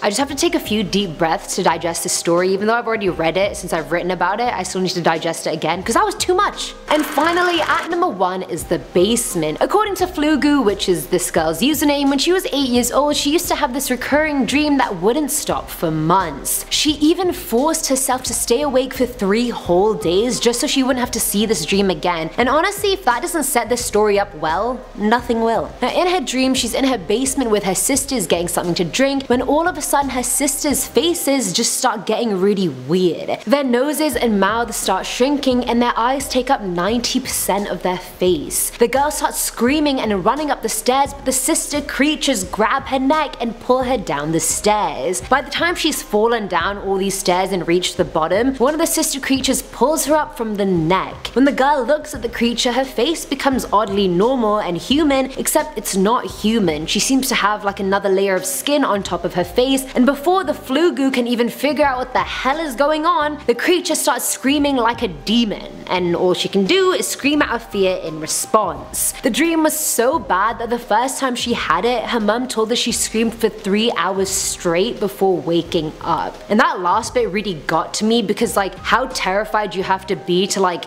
literally be screaming 3 hours when you're unconscious. It's getting me in the feels, it's making me feel a type of way. In our number 10 spot, we have Rahm Emanuel. Chicago Mayor Rahm Emanuel may be a shapeshifter reptile. I'll let you decide. In September 2012, during a press conference, viewers noticed that his eyes seemed to transform into, well, I'm not quite sure I know how to describe this because it's terrifying. Around his eyes, we see darkness of some sort, and suddenly his actual eyes become enlarged. Honestly, whatever happened wasn't human. Did he reveal himself as a shapeshifter reptile? I'm thinking yes. If you're enjoying this video so far, smash that like button as it'll really help us out. Moving on to number 9, we have the Night Stalker. Richard Ramirez, otherwise known as the Night Stalker, was an American serial killer and robber who killed 13 to 16 plus individuals. At his trials, the judge stated that he never showed any remorse for these doings. I think the creepiest part about his interview is when he admits to being evil. Do you admit to being evil, Richard? We are all evil in some form or another, are we not? Yes, I am evil. Not 100%, but I am evil. And we see him try to justify his killings by saying the government does worse things to people than what he has done. Serial killers do on a small scale what governments do on a large one. They are a product of the times, and these are bloodthirsty times.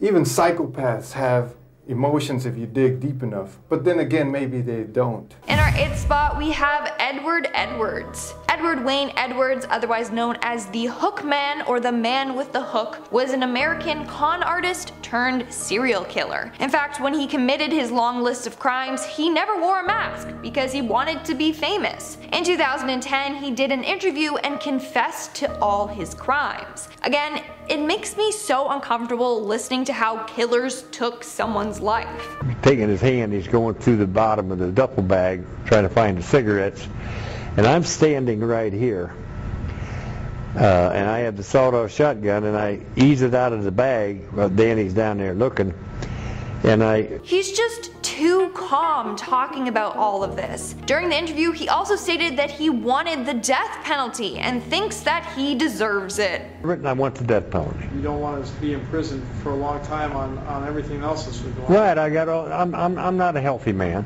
In our 7th spot, we have Paris Bennett. During an interview with Piers Morgan, Paris Bennett, who at 13 years of age killed his young sister, admits that he did this as a way to punish his mother. Specifically in the end, yes, to cause your mother maximum pain.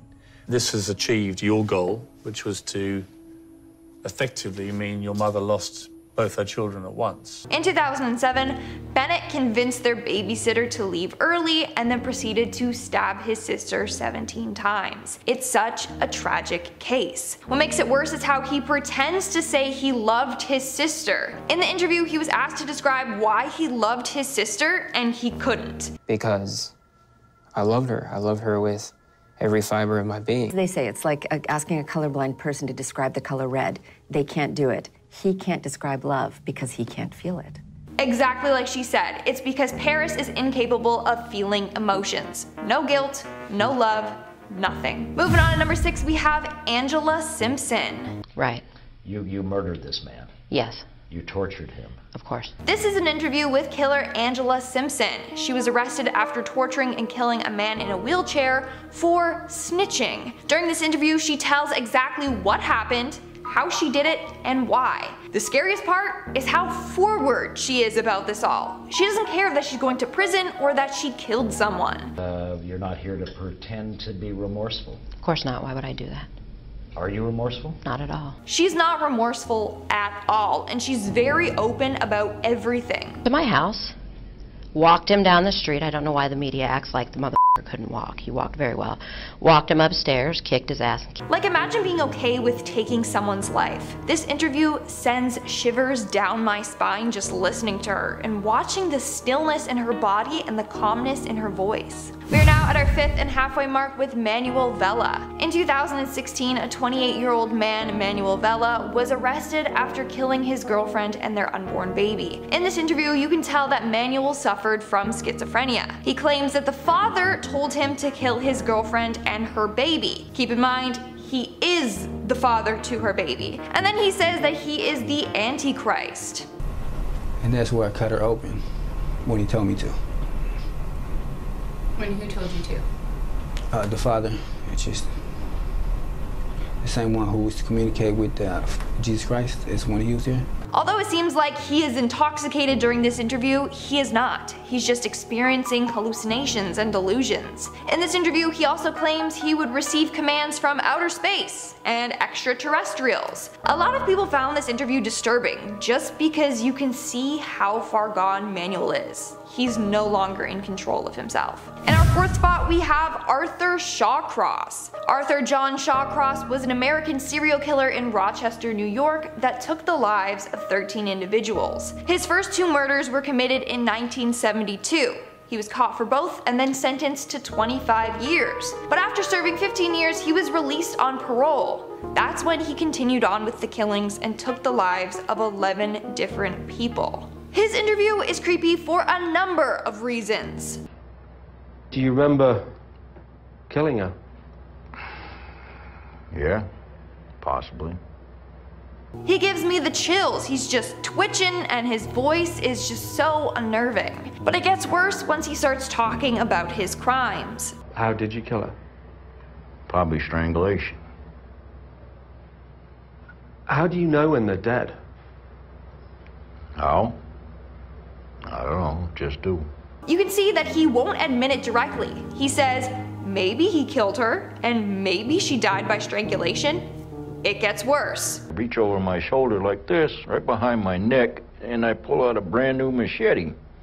When she backed out, I come up behind her. He's just a ruthless killer. In our third spot, we have Ted Bundy. Ted Bundy was an infamous serial killer who was responsible for murdering 30 women. Although it's thought that this number may be even higher. He would often kill these women in brutal ways. In his interviews, he shows no remorse for his actions, and the calm tone of his voice is very disturbing. I can see how certain feelings and ideas developed in me to the point where I began to act out on them. Certain very violent and very destructive feelings. Throughout this whole interview, Bundy tries to gain sympathy from the interviewer and the audience. You can see how he's trying to manipulate your emotions, which is terrifying. A lot of people commented saying that Bundy is trying to act human in these interviews. He knows exactly what to say and how to say it to manipulate you.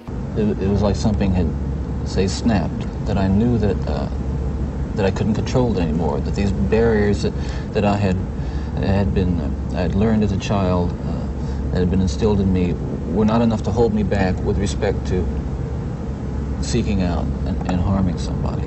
It's a huge reason why he was so famous and had a huge media following. Moving on at number 2, we have Beth Thomas. Beth Thomas was a young girl featured in a documentary titled The Child of Rage. At such a young age, Beth displayed psychopathic tendencies, including harming her brother on a number of occasions and trying to kill her parents. Her parents were terrified of her and her brother Jonathan's safety, as they should be. Take a look at her interview. Why is your brother afraid of you?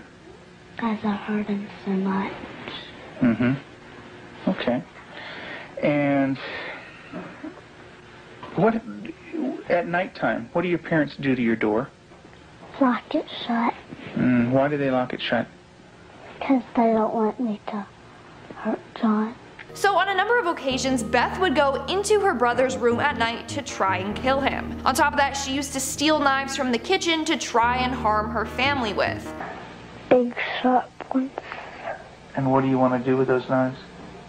Kill John and Mommy with them, and Daddy. That's not all. Here is her recounting the time she hurt Jonathan. And what happened to your brother? Tell me about it. His head hurt real bad, but his chin, he had to have stitches in it. Now apparently doctors deemed that she acted this way as part of her traumatic past. Now it's said that after years of therapy, she is now a healthy adult. And in our number 1 spot, we have Jeffrey Dahmer. I desensitized myself to it. I,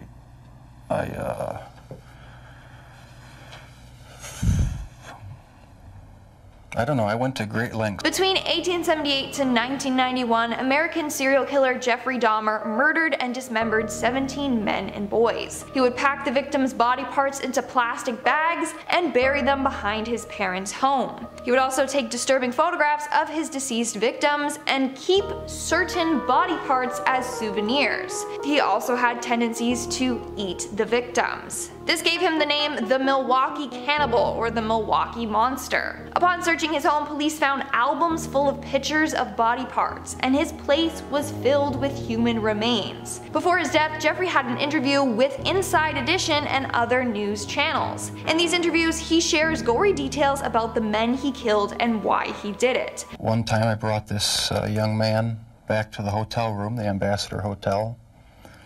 Was just planning on drugging him and spending the night with him. I had no intention of hurting him. What's creepy is how calm he is talking about all this. Like, he's murdered so many people and shows no remorse, just like all the other serial killers on this list. I was handcuffed, and it was just the realization that there was no point in trying to hide my actions anymore. Hearing him say that he kept the dead with him as long as possible makes me sick. When police raided his house, they found heads were in the fridge and freezer, 2 skulls were on display in the house, and they found a 57-gallon drum filled with decomposing bodies in his room. Starting off our list in our number 10 spot, we have Warren G. Hooper. Warren G. Hooper was a 40-year-old state senator in Michigan. In this state in the 1940s, political corruption was a huge problem, and it was quite common for politicians and legislators to accept bribes in exchange for votes. After Warren confessed to accepting a $500 bribe for his vote on a horse racing bill, he was offered immunity if he testified as a witness in front of a grand jury. On January 11th of 1945, just a few days before his testimony was scheduled, Warren was driving to his home but never made it there. His car was found in flames shortly after on the side of the road, and the body of Warren was found in the front seat with 3 bullet holes found in his head. To make matters more suspicious, there were 2 other witnesses who were also supposed to testify in the same case, and they were both also found dead under suspicious circumstances as well. This is when a gang called the Purple Hill Gang began to come into the investigation. The Purple Hill Gang was a group that really controlled Detroit during the 1920s and 30s. There were rumors swirling that a former state treasurer named Frank McKay, who was under investigation in this grand jury case, was behind the killings of the witnesses, including Warren's. It was believed that Frank had bribed a deputy warden to temporarily release 2 of the imprisoned Purple Hill Gang leaders so that they could commit the horrible crime against Warren and then promptly return to the jail, which would give them a pretty solid alibi. 4 former members of the Purple Hill Gang did end up getting charged with conspiracy to commit murder because of the testimony of an informant that they had once approached him and asked him to take Warren's life. And while the 4 were convicted, they received quite short sentences, and one of the convictions was even later overturned. Indian exorcism comes onto this list at number 9. In one of the most prestigious Hindu temples in India, well, there is a locked room that holds some of the most tormented people in India. It's called the Cave of Spirits, and it is known as the last hope for people who are possessed by a demon. Several girls in a nearby village have become possessed by an unknown spirit. The families tried everything to get rid of the demon, but nothing worked. So they attempted to perform an exorcism in the temple.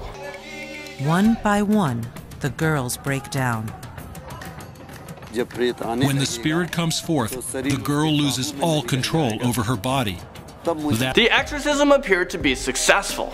Mooney will leave, but the spirit that tormented her will remain here forever. Sleep possession takes us to number 8. A young guy who has had trouble sleeping decides to record himself with a CCTV camera that detects movement and audio. For me, I never want to do this. I never ever feel the urge to record myself sleeping, just in case I actually do see something. Like, I don't want to freak myself out where I can never sleep again. Well, this guy, he wanted to see if there's anything unusual that was causing him to wake up in the middle of the night. But once he reviewed the footage, he wasn't relieved at all. Well, let's take a look at what happened. Let's take a look at what he saw.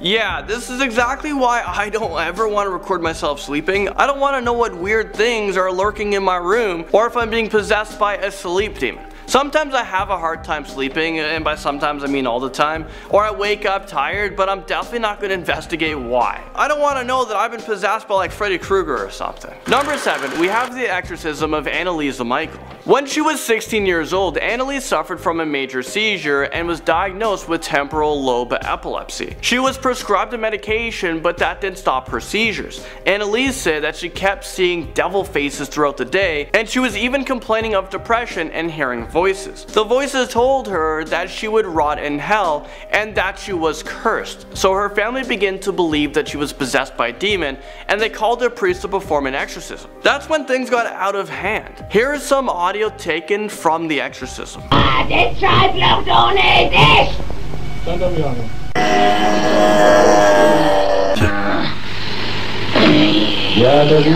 Unfortunately for Anneliese, she was found dead in her home, and an autopsy stated that the cause of death was malnutrition and dehydration. So during the exorcism, her priest and her family failed to keep her alive, and at the end of it, she only weighed 68 pounds. And it's not even clear if she was actually possessed or not. She could have just had an untreated schizophrenia. Subway possession drives us to number 6. Oh my God.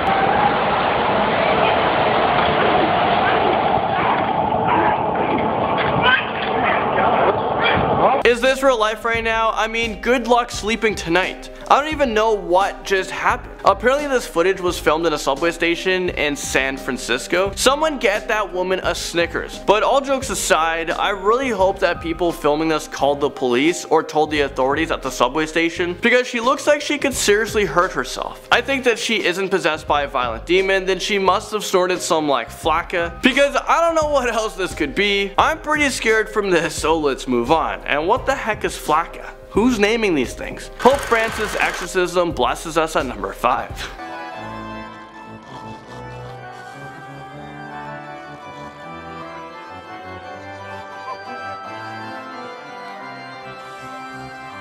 This footage was filmed at St. Peter's Square in Italy, and it's of Pope Francis apparently performing an exorcism. The priest that is behind the young man whispered something to the Pope, which caused him to recite an intense prayer. During the prayer, the man's mouth opens wide and he is exhaling sharply. The Vatican downplayed the incident, and they are claiming that Pope Francis just recited a prayer, but lots of people think that he performed a quick exorcism. What do you guys think? And at number 4, we have a possessed woman on a train. What is with all these possessed people riding public transportation? This is exactly why I got my license and drive a car.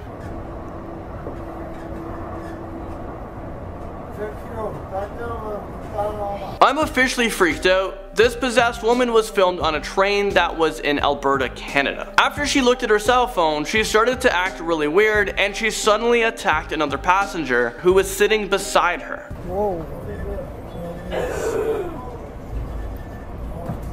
Whoa, chill.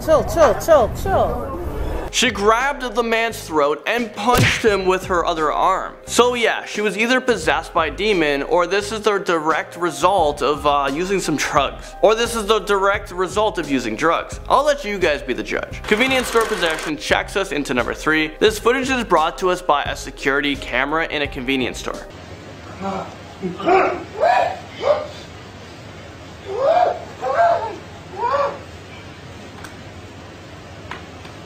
As you can see, the video was of a normal guy who just wanted to buy a drink, but then all of a sudden he began to violently shake and make strange noises. Someone needs to call a priest, because if it's not a demon, then I'm gonna guess he's going through some like Red Bull withdrawals. If we fast forward the clip to the end, the man passes out on the floor and a dark shadow appears to move in the reflection of the refrigerator door. Watch.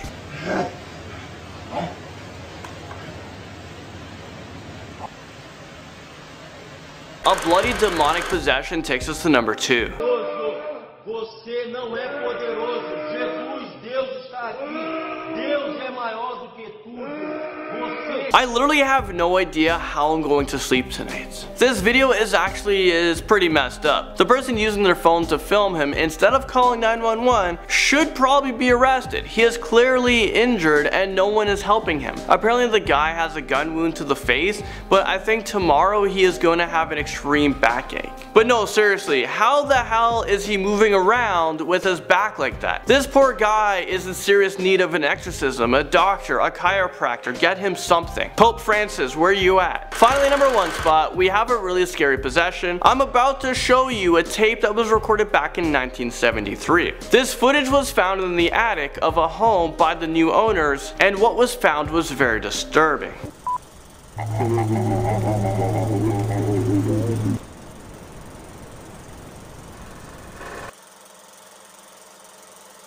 Okay, what the hell was up with that creepy ass laugh? That will literally haunt me for the rest of my life. I don't think I'll ever be able to sleep again. I think we should all start a support group because there's no way I'll ever be able to get over this. So the support group will be for me and for you guys watching this as well. And as always, if you guys want to watch the entire clip, I'll make sure to link it in the description below, but don't say I didn't warn you. Well, there you guys have it. Thank you guys so much for watching this video. I'll see you guys all in the next most amazing top 10 video.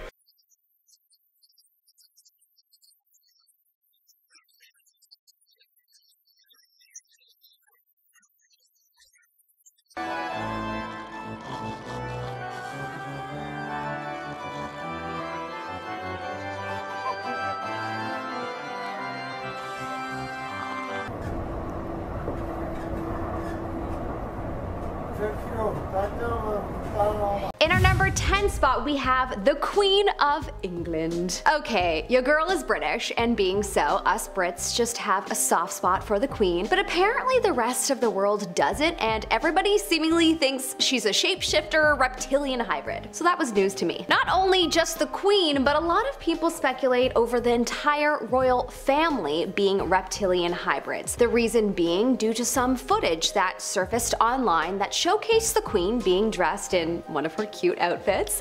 But then all of a sudden they zoom in on her eye and you see her eye looking completely creepy. Honestly, the footage is terrifying, and I've watched enough horror movies in my life to recognize a demon when I see one, and her eye looked just a tad bit demon-like. Apparently people have said that her eye was just bloodshot. But yeah, I don't know about that excuse. They really should have said that she had some kind of eye disease, because that I would believe. I've had a bloodshot, you know, probably at least plus 10 times in my life, and I've seen bloodshot eyes several times, and never have I ever seen anything that looks like that. Her entire eye is bloody looking. Honestly, it's as if perhaps someone punched her in the eye, except there's no swelling. It's very strange. So anyways, I see why people think she's possibly a shapeshifter. In our 9th spot, we have Albert DeSalvo. Albert DeSalvo, better known as the Boston Strangler, took the lives of 13 women between 1962 and 1964. He would strangle these women with a piece of their clothing before taking advantage of them. In January of 1967, he was sentenced to life imprisonment. A month later, him and 2 other inmates actually managed to escape from prison, and a full-scale manhunt ensued. Thankfully, it wasn't long until he was recaptured. However, in 1973, Albert was stabbed to death by another prisoner. In our 8th spot, we have Ronnie McPeters. Now, Ronnie McPeters has actually been deemed too insane to execute. So Ronnie was first arrested after taking the life of a 27-year-old woman. The woman, Linda Marie Baltazar, was running errands when Ronnie came up to her window while panhandling. She shooed him away and he left, but he ended up coming back and shooting her. He was first placed in jail for his crime and then placed in the rubber room. But that didn't stop him, because he was known to set fires in the jail and harass other inmates. So they moved him to San Quentin prison, where he was awaiting death row. And that's when he started acting even crazier. Apparently he would attack other prisoners and guards, and was known to smear his feces all over his cell and even himself. This behavior got him off of death row. They literally thought that he was far too troubled to be executed. In our 7th spot, we have Mark Chopper Reed. Mark Reed is an Australian criminal who lived a life of crime. He was known to rip off drug dealers, as well as he would kidnap and torture members of the criminal underworld. It's believed that he was responsible for the death of 19 people and the attempted murder of 11 others. In fact, the movie Chopper is based off of his life, and it's a wild movie. The things he would do were insane. For example, he had a fellow inmate cut both of his ears off so that he could leave H Division and be transferred to a different wing. He also once played Russian roulette with himself. Who does that for fun? In our 6th spot today, we have Jeffrey Dahmer. Jeffrey Dahmer is one of the most famous serial killers in the world. People all around the world know of him and the sadistic and disturbing crimes that he committed. From 1978 to 1991, Jeffrey murdered and dismembered 17 male individuals. What he did afterwards was even more disturbing. He would keep some of the body parts as souvenirs, even take photographs of the deceased. When police searched his home, they found it littered with human remains. Dahmer was finally arrested on July 22nd of 1991.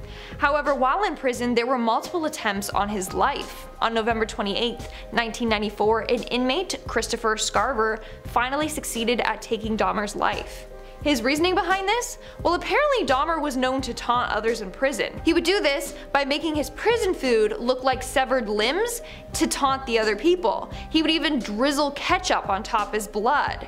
Christopher and others found this very unnerving, so he decided to take action against him and beat him to death. We are now at our 5th and halfway mark with Jason Barnum, aka better known as Eyeball Man. And that's because he literally has a tattoo on his eyeball. Like, he tattooed it completely black. If that doesn't speak volumes about who he is, then I don't know what does. He also has one side of his face tattooed to look like a skull. So not only does this dude look like a scary prisoner, but he is one. This dude has a long list of crimes under his belt, including possession of heroin, first-degree attempted murder, first-degree burglary, and third-degree felony in possession of a weapon. In fact, he was sentenced to 22 years in jail after shooting a police officer. Moving on to number 4, we have Nico Jenkins. This guy is one of the scariest inmates in the world. Some say he's the craziest inmate in the world, and you're about to find out why. One time, he killed a man just because he stared at him the wrong way. Not only that, but in court, Jenkins was known to speak in some weird language. He said he used this language to communicate with an Egyptian serpent god, and this god was the one giving him orders to kill people. He also enjoyed talking about the people he killed and smiled the whole time while doing so. In the end, he was convicted for killing 4 individuals. Moving on to number 3, we have Damien Folks. In 2002, Damien Folks was sentenced to 12 years for a series of armed robberies that he had committed. But while in jail, he committed even more crimes. In 2010, he attempted to kill another prison inmate. He made a DIY shank by melting a razor blade onto plastic cutlery, and he used it to slice a guy's throat. As a result, he was transferred to a higher security prison. But that did not stop him. A year later, he killed an inmate by strangling him to death with strips of his bedding. These attacks gained him the title of being an extremely dangerous prisoner. In our 2nd spot today, we have Alexander Pikushkin. Alexander is a Russian serial killer who wanted to complete the number of squares on a chessboard by killing 64 people. It's said that he has killed around at least 49 individuals and possibly as many as 60. In fact, he was inspired by another serial killer, Andrei Chikatilo, who I have talked about before. In his mind, he wanted to compete with him and kill even more individuals than Andrei did. Now, what I find the weirdest is when Alexander was young, he was said to be such a kind and sociable child. That was until one day when he got struck in the head by a swing. From then on, his whole demeanor completely changed and he got really aggressive. So they think that this accident turned him into a serial killer. And in our number 1 spot today, we have Pedro Rodrigues Filho, aka the Brazilian Maniac. This guy is a Brazilian serial killer who claims to have taken the lives of 100 individuals. He started killing at a young age, one of the first kills being his father. He apparently killed his father with a machete, cut out his heart, and then chewed on it. He also has been known to kill and torture a number of gang members. He did this all before he was 18. He was arrested on May 24th of 1973, during which he was placed in a car with another criminal who he killed for no reason. And while in prison, he went on to kill more people. It's said that he took the lives of 47 inmates in jail alone. Pedro served 42 years in prison before his release in 2018. Yes, he killed that many people and then he got released. But that was actually not supposed to be a bad pun. And then disclosure. Aliens! Are they real? Are they fake? Let me know what you think in the comments below. Many people believe that aliens are real and that they live among us, disguising themselves as everyday people. Today we'll be looking at the top 10 scary people who might be aliens, from Mark Zuckerberg to Elon Musk. Let's talk about them and more only in today's video. Hey everyone, what's up? It's your host, Lindsay Ivan. Welcome back to Most Amazing Top 10. Make sure you smash that like button and, like I said, comment something down below. Do you believe in aliens? Let me know, I'm curious. With that being said, let's get on with the video. Starting off this countdown, we have Mark Zuckerberg. Rumor has it that Mark Zuckerberg is an alien or a lizard person. Let me explain. In a number of interviews, people notice that Mark Zuckerberg barely blinks. It's true. I've seen videos and this dude must have like some watery eyes or something, cause he blinked like once every minute. He just sat there with his eyes wide open, looking like an alien. Then people went on to say that he wears contact lenses to hide his yellow lizard pupils. Maybe that's why he's so smart, because he's an alien. Either that or he's a robot or something. His weird mannerisms has everyone spooked. Conspiracy theorists are adamant that he's going to take over the world and destroy democracy. It's crazy. Coming in at number 9 is asphyxiation. I honestly have no idea what is happening in this picture. Now the mum of this child is pushing the car while her daughter is sitting in the child seat part of the trolley, which is normal, that's all good, except for the fact the kid has a plastic bag over her head. Like, I'm sorry? Did the mum put that over her head or did she do it herself? If it's the former, someone call CPS, and if it's the latter, why is the mum not doing anything? Again, call CPS. When I was young, I remember seeing so many movies where someone would be getting tortured or interrogated and asphyxiation with a plastic bag is how they'd kill the person. So I feel like if I saw this in real life at a Walmart, I'd actually intervene and be like, what is going on? What is you doing? That is not okay. At number 8, we have piss. It's a Walmart video, you guys. I'm gonna make the titles as ratchet as the store itself. Deal with it. Sue me. So this story came from a former employee who shared that one day a woman came in, bought a bottle of perfume, and then went to the bathroom. And give me a minute, because I don't even want to imagine the breeding cesspool of filth that would be a Walmart bathroom, so you already know she's going to be doing some whack in there. Turns out she was. She poured the perfume into her own bottle that she brought and then filled the actual perfume bottle by pissing in it. And that's not even the worst part. She then had the nerve and audacity to try and return this perfume bottle full of her own piss. The employee in question happened to be working cash that day and was like, okay, this is clearly a bottle of piss, and then called their manager, and the manager had clearly had enough and was just like, just process the return, just do it, don't ask questions. The bottle was evidently still warm from how fresh the urine was. Like, what kind of psycho does that? I would not, if I was working cash, you bet your ass I'm not processing your piss as a return. I'm not refunding you for that. Or I hope she at least dried the bottle. I don't want to be touching your piss. Filling on number 7 slot is the Big Baby. So this picture was shared on People of Walmart back in 2009, and it appears to be an old man dressed as a big baby. He's equipped with a baby bag, a diaper, pacifier, outfit, and all. And it has no context whatsoever, so I don't know if he was just dressed like that for fun or if he perhaps has Peter Pan syndrome. Now PPS is when someone either does not want to grow up or they're unable to do so the person ends up being an adult with the mind of a child. So if it's the latter, I don't want to say anything because it's not that person's fault they're suffering, but if he just came there dressed like that to creep people out, it 100% worked. I would walk in the complete opposite direction of this dude and not even make eye contact, to be honest. Now at number 6 is the goat. This one made me laugh so hard because I genuinely had no idea what I was looking at before I opened up the picture. I was like, is that ET? Is that some kind of alien? Like,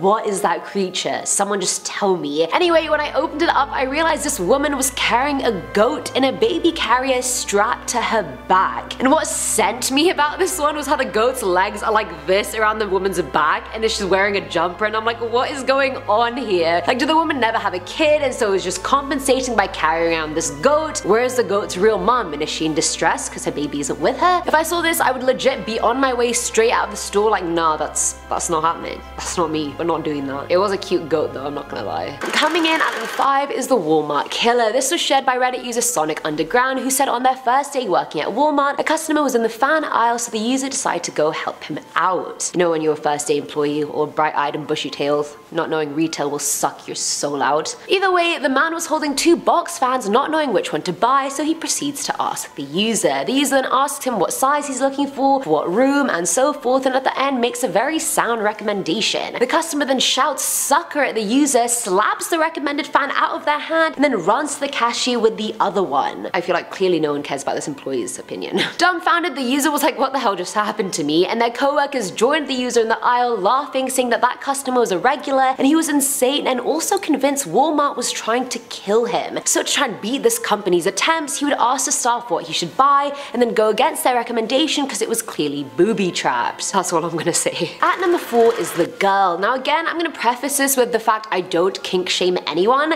However, I would have been very troubled by the sight of this, I'm not gonna lie. Shared by Redditor BB Rodriguez, who is an overnight stalker at a Florida Walmart, she shared that once a really pretty girl came in wearing this leather bondage lingerie looking outfit. And I mean, that's fine, BDSM is so common. However, she was on a dog leash on all fours being walked by 3 older Caucasian men who looked to be meth heads. She was barking all over the store, and employees asked her several times if she needed help, but all she did was bark back at them. The men then paraded her around the store for an hour before buying her a chew toy and leaving. Mind you, it was 3 bloody AM on a Tuesday. Like, was this girl in her right mind? But I can't even go into this, we're a PG channel. I get roleplay and staying in character, but like, do you need help? Blink twice for yes. Or even just bark once for yes. Filling at number 3 slot is the lack of restraint. This one was shared by someone that worked as an overnight stock employee at Walmart. She shared that one night a guy came in drunk out of his mind, which I feel like is no surprise at Walmart. She was bent down filling a bottom shelf with green beans, and when she looked up, this guy was this close to her with his out. He then asked her if she would perform fellatio on him for $50. She didn't even dignify him with a response, she just ran to her manager, and when the manager finally tracked him down in the store, he was in nothing but his underwear, rubbing and pleasuring himself on a pair of women's underwear. Whose underwear was it? No clue. Either way, he was arrested shortly after. Why do people get harassed when they're at work? Like, that pisses me off to no extent. You cannot harass man or woman at work. I will fight you, legitimately. I'm not even worried about it. Now at number 2 is El Paso. Back in August of last year, a mass shooting took place at a Walmart in El Paso, which killed 20 people and badly injured more than 24 others. The victims ranged from being 35 to 82 years old, and 9 of them were in critical condition at the hospital after the fact. The police managed to arrest a 21-year-old perpetrator who had apparently written a manifesto confessing the crime was racially motivated. Calls started coming to the police at 10 AM the day of, saying that's when the whole incident started. As shocking and sad as that is anyone really surprised? I feel like last year there was so many mass shootings in the US, I literally can't even count them on 2 hands, let alone every limb on my body. You heard it first. Actually, you didn't hear it first because it's everywhere. Listen. And finally, at number 1 is the treasure. So this one is really messed up and was shared by Reddit user Mike Michaels, who was a former employee. Mike shared that once a very dirty old homeless man came into the store and asked him to ring him up at the cashier. While there, the man kept one hand inside his jacket and kept looking over his shoulder and just acting super shady and sus. Now Mike didn't think much of it, but he was wary nonetheless and was just trying to scan the items as quickly as possible so the guy would leave. Then all of a sudden the guy looks him straight in the eye and asks, "Do you want to see my treasure?" with the creepiest smile on his face. Now Mike's mind was racing. Did he have a gun in his jacket? Was it a bomb? An actual piece of treasure? The possibilities were endless and the risk was very high. Before even answering, the guy then slowly opened his jacket to reveal a newborn puppy, still slimy, barely even moving, still covered in blood with its umbilical cord very much attached. Like, what the f***? Mind my language, but what the f***? Like, did he find a dog that had given birth and just take a puppy? Like, what the f*** is this? I'm sorry. Beat me out as much as you need to. That's just not on. I hate it, and the puppy probably didn't survive because it needs its mum, right? Thank you, stupid homeless man. Starting off this list in our number 10 spot, we have Scott Erskine. We are starting off this list with truly one of the worst people I've ever heard about. Scott's story starts off when he was a child and suffered an injury that involved his head and brain. He seemed to recover fine physically, but continued to complain of headaches and that sort of thing, and it is unclear if these things were ever looked into further. At a very young age, he began to commit violent crimes against others that I truly cannot even speak about here on YouTube. He spent 4 years in prison for one of his crimes when he was around 17 years old, but when he was paroled after the 4 years, he immediately began committing crimes again. In 1993, Scott invited a woman who was waiting for the bus into his home and ended up holding her hostage for several days. After letting her go, he was quickly arrested and ended up being sentenced to 70 years in prison. This is when he had to submit DNA to a database, and in March of 2001, the DNA was matched when the cold cases of the unsolved murders of Jonathan Sellers and Charlie Keever were reopened. In 2004, a jury sentenced him to death, and 6 days later he was transferred to San Quentin. In an interesting turn of events, Scott did die on death row, but it wasn't due to a scheduled execution. Scott died a couple years ago in July of 2020 after contracting COVID-19. In our number 9 spot today, we have Robert Pickton. This horrible person is one of the worst Canadians to have ever lived and is one of our country's worst serial killers ever. Pickton dropped out of school and began working at his family's pig farm, and this is where most of his absolutely horrific crimes took place. He was first arrested in 2002 and was convicted in 2007 of taking the lives of 6 people, but throughout an extremely lengthy investigation, evidence of many more killings came to light. During his time in jail, an undercover police officer posed as his cellmate, and Pickton confessed to 49 crimes to him. Apparently, he was saying to the undercover officer that he wanted to take one more life to make it an even 50, and that he only got caught because he was sloppy. The entire trial was a bit of a mess, but it did lead to a life sentence without the possibility of parole for 25 years, which was the longest possible sentence under Canadian law at the time. This unfortunately does mean that he will be eligible for parole within the next decade, which is a terrifying thought. But being eligible doesn't mean he's going to get it, so there's always hope. In our number 8 spot today, we have Delphine LaLaurie. Delphine was a New Orleans socialite who was an evil person behind closed doors. It is said that in public, Delphine was polite and appeared as if she cared for those who were enslaved in her home, which is truly the most bizarre sentence I've ever said, but I guess back then that was considered being a good person. I digress. Delphine's social standing remained until on April 10th, 1834, authorities responded to a fire at her Royal Street mansion. When they arrived and went inside, no one was prepared for the horrors that they were about to see, as they discovered bound slaves in her attic who had clear signs of violent behavior over a long period of time. Following this, her house was swarmed by an outraged group of New Orleans citizens, but somehow Delphine was able to escape with her family to France. While the angry group destroyed her entire home, Delphine never faced any punishments for her crimes, which is probably the most frustrating ending to this entire story. In our number 7 spot today, we have Alexander Solonic. Alexander was known as Alexander the Great, but I'm not sure if great is the word I would use to describe him. He was a Russian gangster who was a pretty notorious hitman for the Russian criminal world. He started out as a member of the Soviet army, but he was quickly kicked out for his violence towards suspects. He actually ended up in prison for some of the things he did. After 2 years, he ended up escaping, and this is when his contract killing career started. After a few years of living this life, he was apprehended by the police. Once at the station, he revealed a small automatic weapon that they had failed to find on him, and he opened fire on the officers. He ran outside where he hit 2 more officers, but he ended up cornered and hit by a shot himself. After being jailed for a second time, he ended up escaping from prison again, and this time he disappeared. He was later found in Greece with a fake passport, and it was here where he started his own little gang of around 50 men, which were of course all involved in shady activities. In 1997, however, his body was found just outside of Athens, and this time the tables had turned and he was someone else's victim. Authorities found evidence that he had been hired to carry out a hit in Italy before his death, and these two things just may be correlated. In our number 6 spot today, we have Elizabeth Wettlaufer. Elizabeth is a former registered nurse and serial killer who was responsible for taking the lives of 8 and attempting to take the lives of another 6 senior citizens who were under her care. With a total of 14 victims that either passed away or were harmed by her actions, she is now one of the worst serial killers Canada has ever seen. And not Not to mention how she was doing these things to vulnerable people that she was supposed to have devoted her life to taking care of. Her first victim who passed away was James Silcox, who was 84 in 2007 and was a World War II veteran. She committed her crimes by injecting insulin into her patients. In September of 2016, Liz ended up entering herself into a drug rehabilitation program at the Center for Addiction and Mental Health, which is located here in Toronto. It was here that she ended up confessing to her horrific crimes. Of course, the staff at the hospital notified the proper authorities and she was subsequently arrested, and she gave police a 2-hour-long confession. She admitted to knowing that what she did was wrong,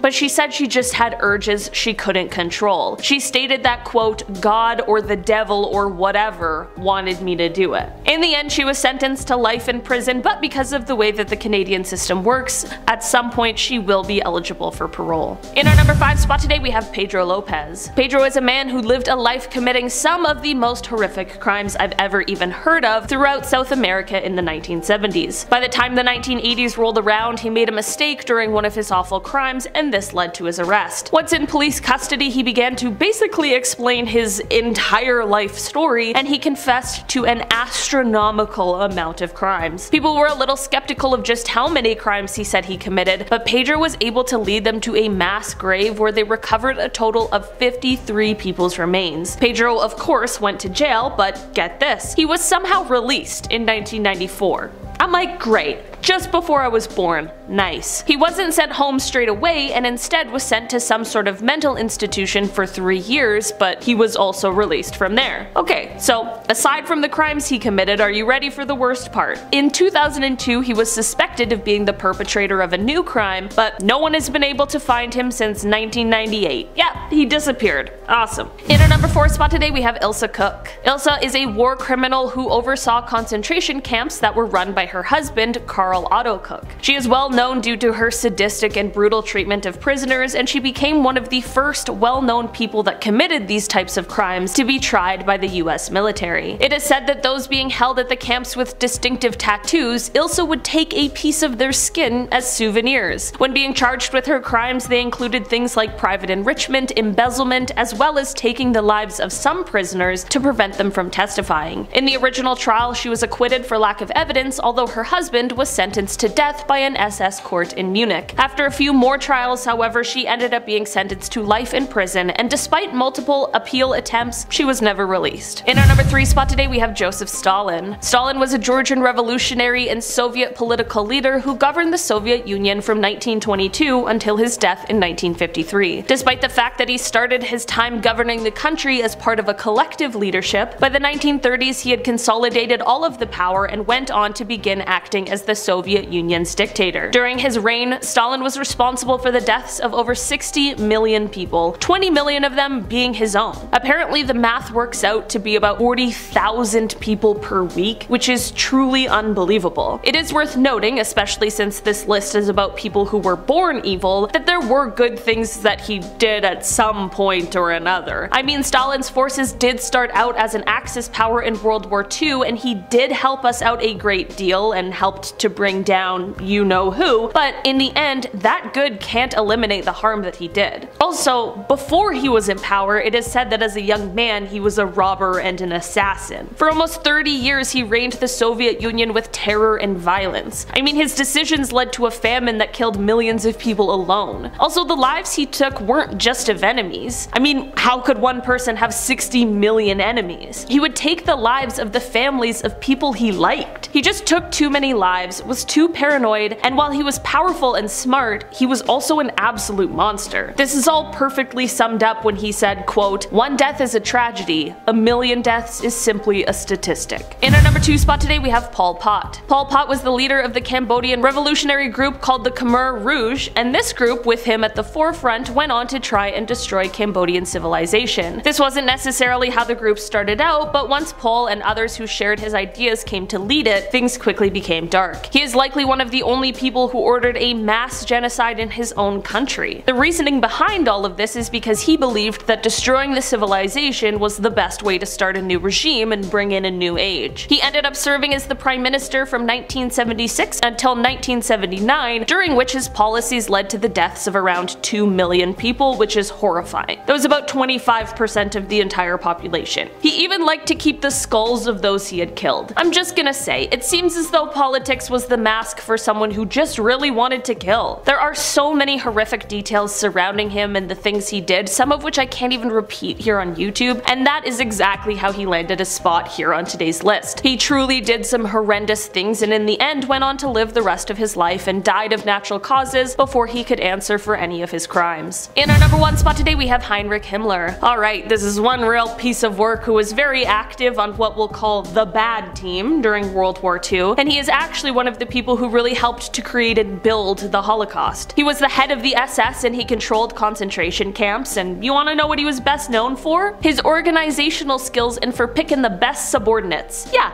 they really liked him because he was able to pick the other best, worst people ever to work with him. That's absolutely insane. They say opposites attract, but in this case it was just terrible people joining other terrible people. He believed that certain groups of people, like Jewish people, were unworthy of living, and he himself ordered the deaths of 6 million. It is completely unimaginable just how evil this person really was. This hasn't exactly been verified, but it's something that's been said for years, and that is that he had furniture made from the skins and bones of these people. In the end, because he was nothing but a coward, when things for him and his party started to go south, he tried to have open peace talks with the Western allies behind the back of you-know-who. Of course, he found out and had Himmler dismissed from all of his posts and ordered his arrest. This led Himmler to trying to go into hiding, but he was detained and then arrested by British forces once his identity became known. To make this story even worse, while in custody he took his own life because of course he didn't want to answer for his terrible actions. Starting off this list, in our number 10 spot we have Nero. To start off this list we are going to be taking it back all the way to the age of the Roman Empire. When we think back to these times, they weren't necessarily the most kind, peaceful of times, but there certainly are some characters that stand out as being particularly brutal, and one of those is Nero. Throughout his reign he wreaked havoc on the Roman Empire, he burned cities, he killed thousands of people including every member of his own family, and I mean we know the inventive execution methods of the past, so you can probably guess at just how brutal these all were. Most Roman sources give us an almost completely negative review of him in reference to both his personality and his reign as a leader. He was called compulsive and corrupt, and it is believed that he is actually to blame for the Great Fire that burned Rome, but instead he used the Christians as a scapegoat so that they would receive punishments rather than him. Real stand-up guy. In the end, after being declared a public enemy by the Roman Senate and realizing that the rebellion would be lost, he ended up taking his own life at the age of 30. Number 9. Erich R. Rudolph. Resourceful and resilient, Erich R. Rudolph quickly got on America's most wanted list. Why?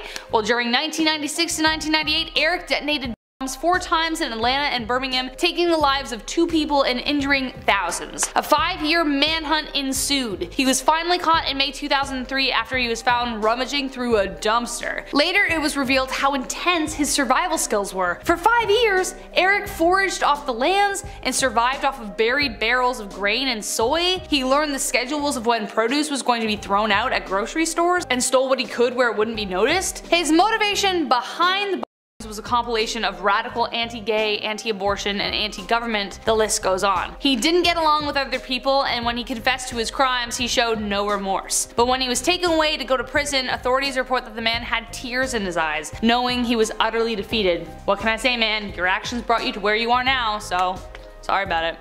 Sorry, not sorry. Number 8. Robert P. Hansen. The man the FBI was afraid of, and he was right under their noses. Joining them for lunch in the cafe, grabbing coffee with them, laughing at the cooler. But all the while, Robert P. Hansen was a mole. On February 18th of 2001, Robert was arrested and charged with committing espionage on behalf of intelligence services for the former Soviet Union and their successors. He was caught red-handed placing a package containing highly classified information at a park in Vienna, Virginia for his Russian handlers. When the FBI FBI searched his apartment, it became apparent his payment was in cash and diamonds with a value of over $600,000. Hansen handed over dozens of delicate files, including FBI counterintelligence investigative techniques, sources, methods, operations. He exposed the FBI's secret investigation of Felix Bloch, a Foreign Service officer for espionage. He pled guilty to 15 accounts of espionage on July 6, 2001 and was sentenced to prison without the possibility of parole. He is considered the most dangerous spy in FBI history.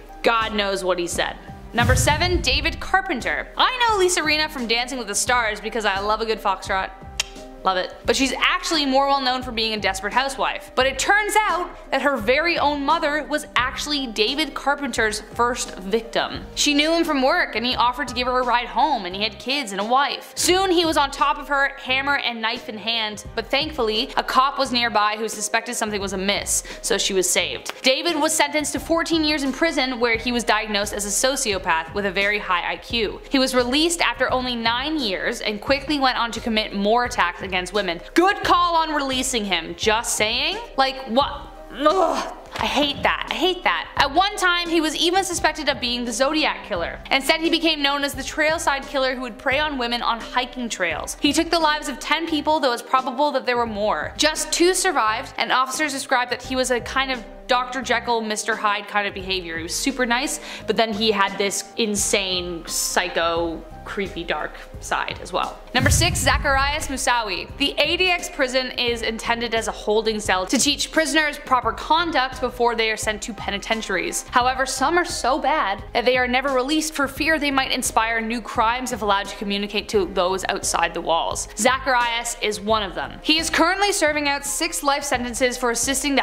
hijackers who carried out the, you guessed it, the attacks on the World Trade Center. Moussaoui was placed on a watch list in 1999 when he started interacting with Islamist extremists. He could have prevented the attacks entirely, however he lied to the FBI about the Al-Qaeda and their plans to attack the US. He was even supposed to pilot a plane into the White House. He was arrested in August 2001 and went on trial in 2006. Throughout the trial, he praised the Al-Qaeda and was removed for several outbursts. A very different tone to the note he wrote recently in 2020 renouncing Al-Qaeda and appealed to younger Muslims to be wary of their deceptive ways. I really do hope he has genuinely released those ideals. However, he did do it in an attempt to relax his sentence. As recently as 2018, he was still referring to himself as a natural born terrorist, so needless to say, I don't see things relaxing anytime soon. Number 5. The Marathon. Jahar Tsarnaev. Speaking of the ADX prison, there is yet another permanent resident behind its walls. Jahar Tsarnaev is responsible for the 2013 Boston Marathon, which took the lives of 3 people and injured 250 people in the large crowd. This event shook the world, and I remember when it happened. I remember checking my phone repeatedly in order to figure out what's happening and follow with updates, and I'm sure a lot of you do too. He and his brother Tamerlane used 2 pressure cookers packed with explosives and shrapnel. His brother was shot during a police chase while Jahar was taken into custody. He was 19 when he committed the crime and 21 when he was finally tried. The trial consisted of heartbreaking testimonies from families of the injured and the dead. The death penalty was disbanded in Boston for decades, but it was considered for this case as it was a federal case. He was instead given his life sentence to be served out in solitary confinement with no opportunities to communicate with the outside world, and that is probably how it's going to remain for the rest of his life. Wow, so young.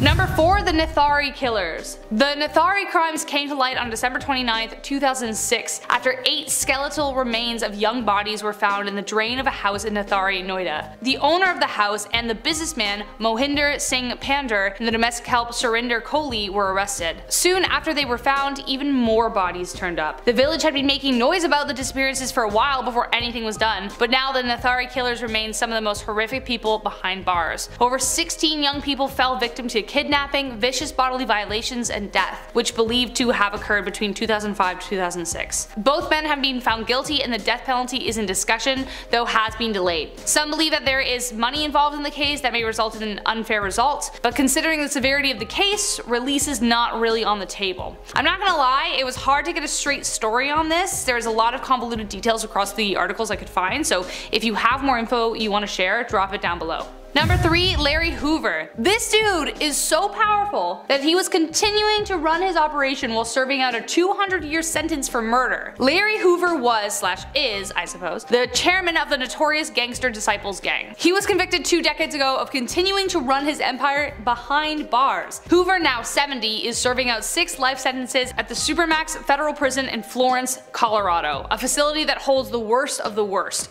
Terrorists, mobsters, anyone who'd be a danger to anyone from the outside. It is said to be the most secure in the country. He established the gang in Chicago in the 1960s and has recently decided to try and take some of them down. The indictment accused 7 state and national leaders of the Gangster Disciples of racketeering conspiracy, drug trafficking, witness intimidation, and multiple murders, including the 2018 death of a 65-year-old ranking member of the gang on Chicago's South Side. Beware if you've ever crossed Larry Hoover, because even behind bars, you can't stop him.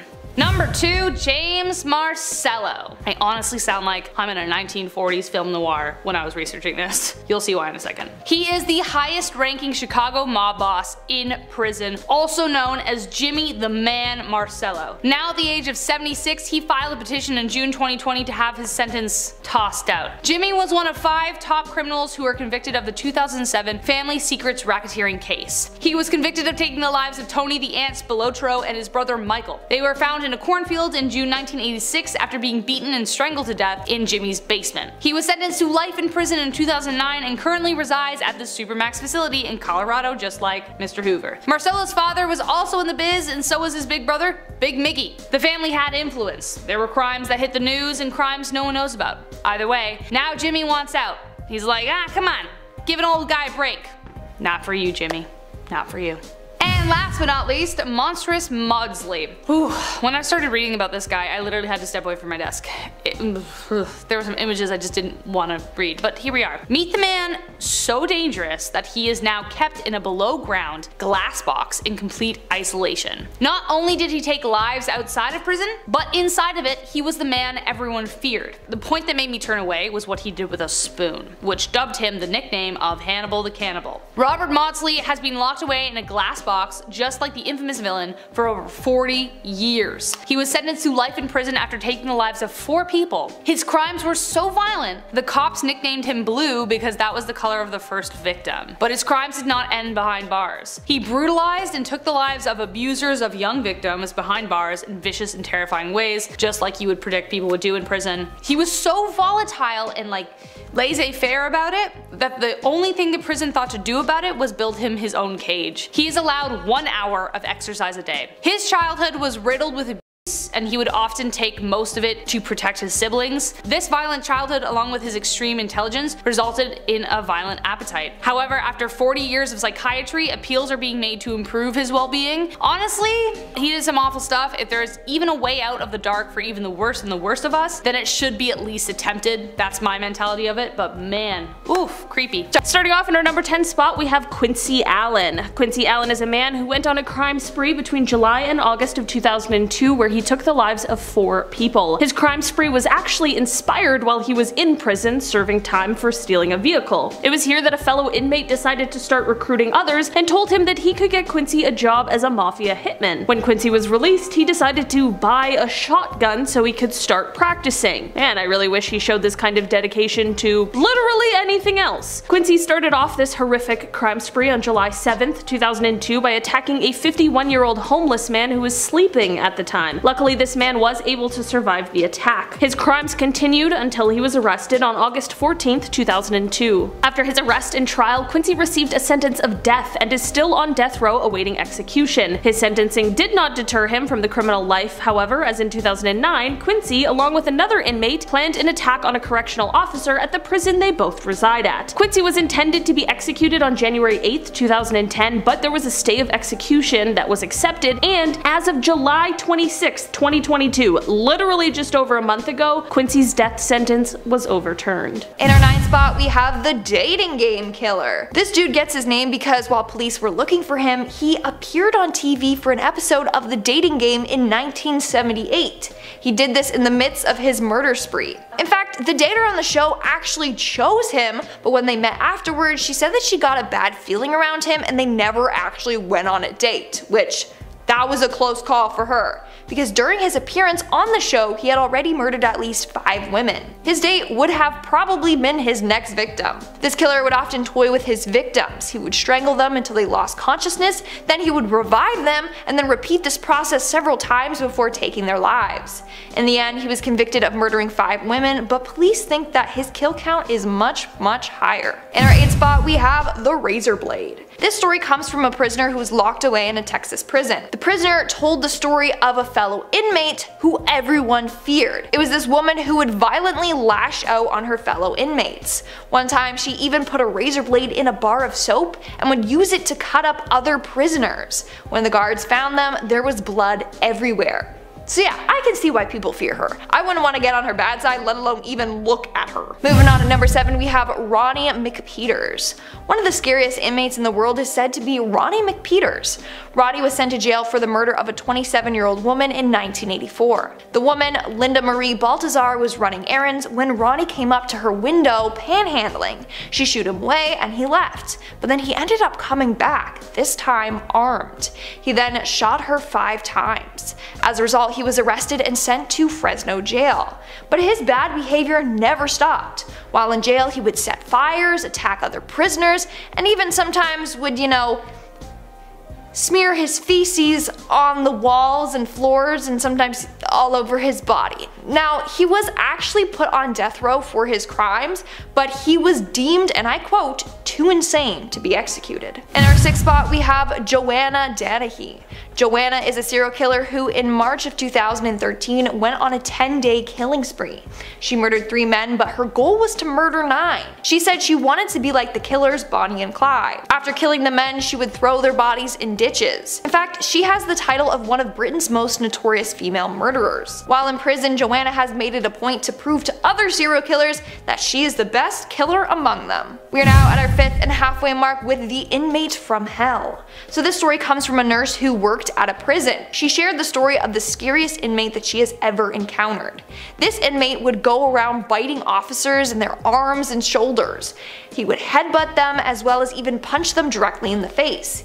He has broken people's bones and even ripped out chunks of flesh off of them with his teeth.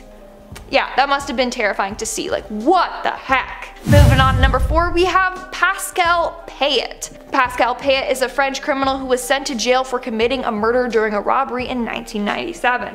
But he is famous for his daring prison escapes. In 2001, this dude managed to escape prison using a hijacked helicopter.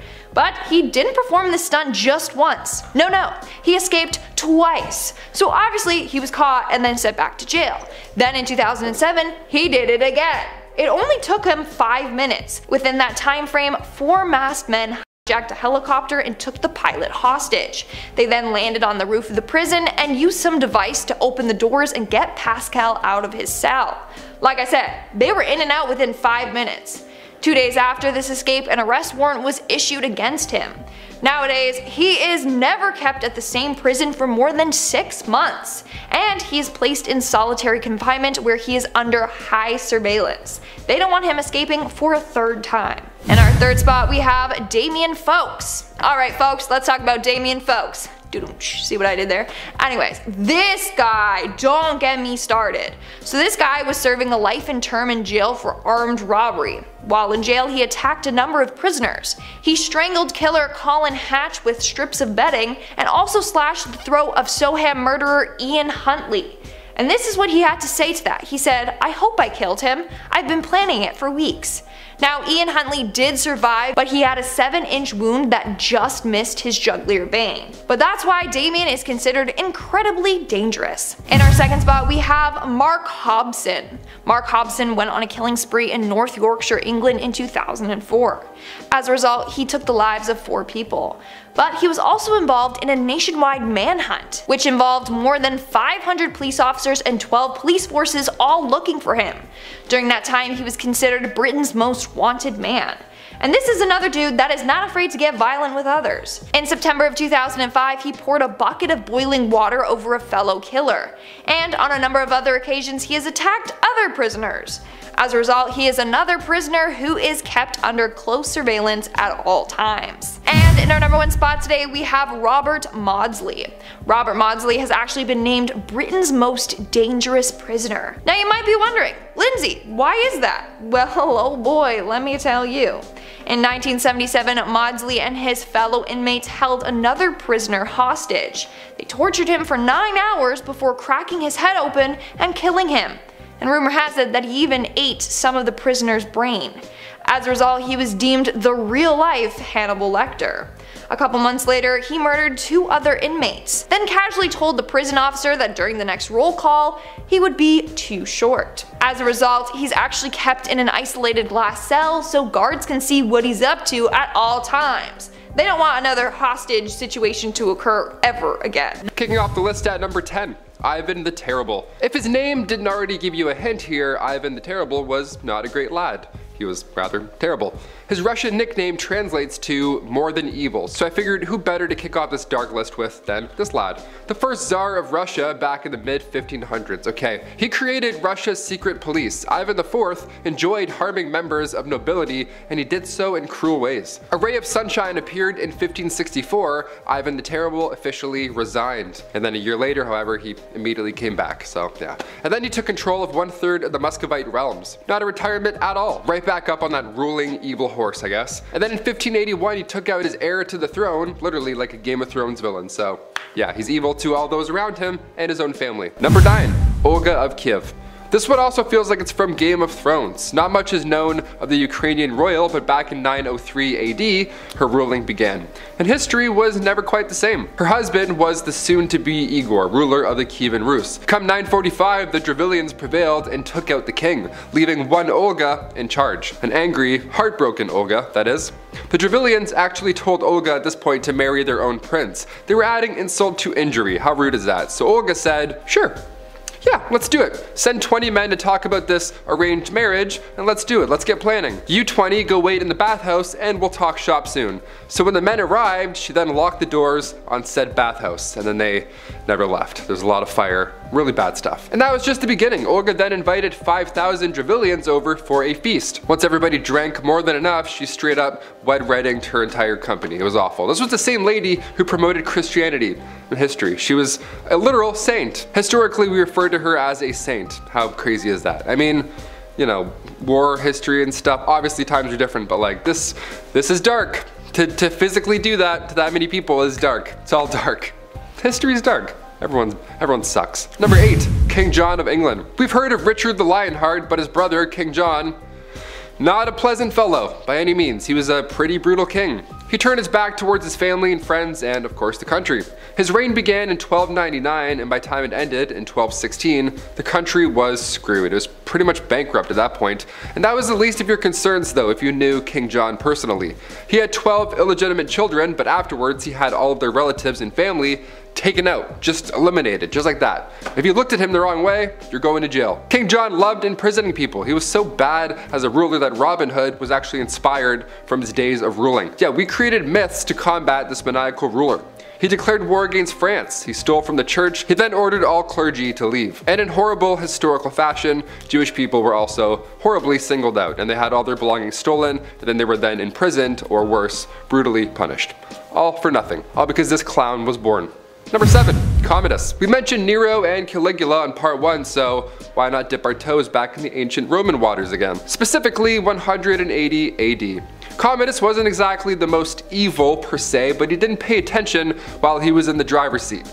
He let things slide, he let things go south. He was too busy modeling himself after Hercules. He also portrayed himself as Hercules. I guess that's important, that's how you want to be remembered. Sure, great, that's one way to do it. But his love of the Roman games, that's where you start thinking, oh, something's up here. Maybe he is evil. Maybe he's actually quite evil all along. Who knew? Who would have thunk? He loved watching these Roman games so much that he finally entered himself. Yeah, he would just step in and brutally fight animals, humans, you name it. And then after it was done, he would charge the state a massive fee because, well, Commodus, the mighty, holy Commodus, he made an appearance. And we're lucky, so now we should pay him.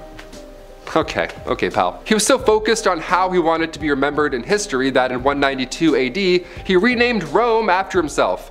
Yeah, and if that wasn't bad enough, he then changed all the 12 months to his 12 other names. A year later, when he was, taken out, all the names were changed back immediately.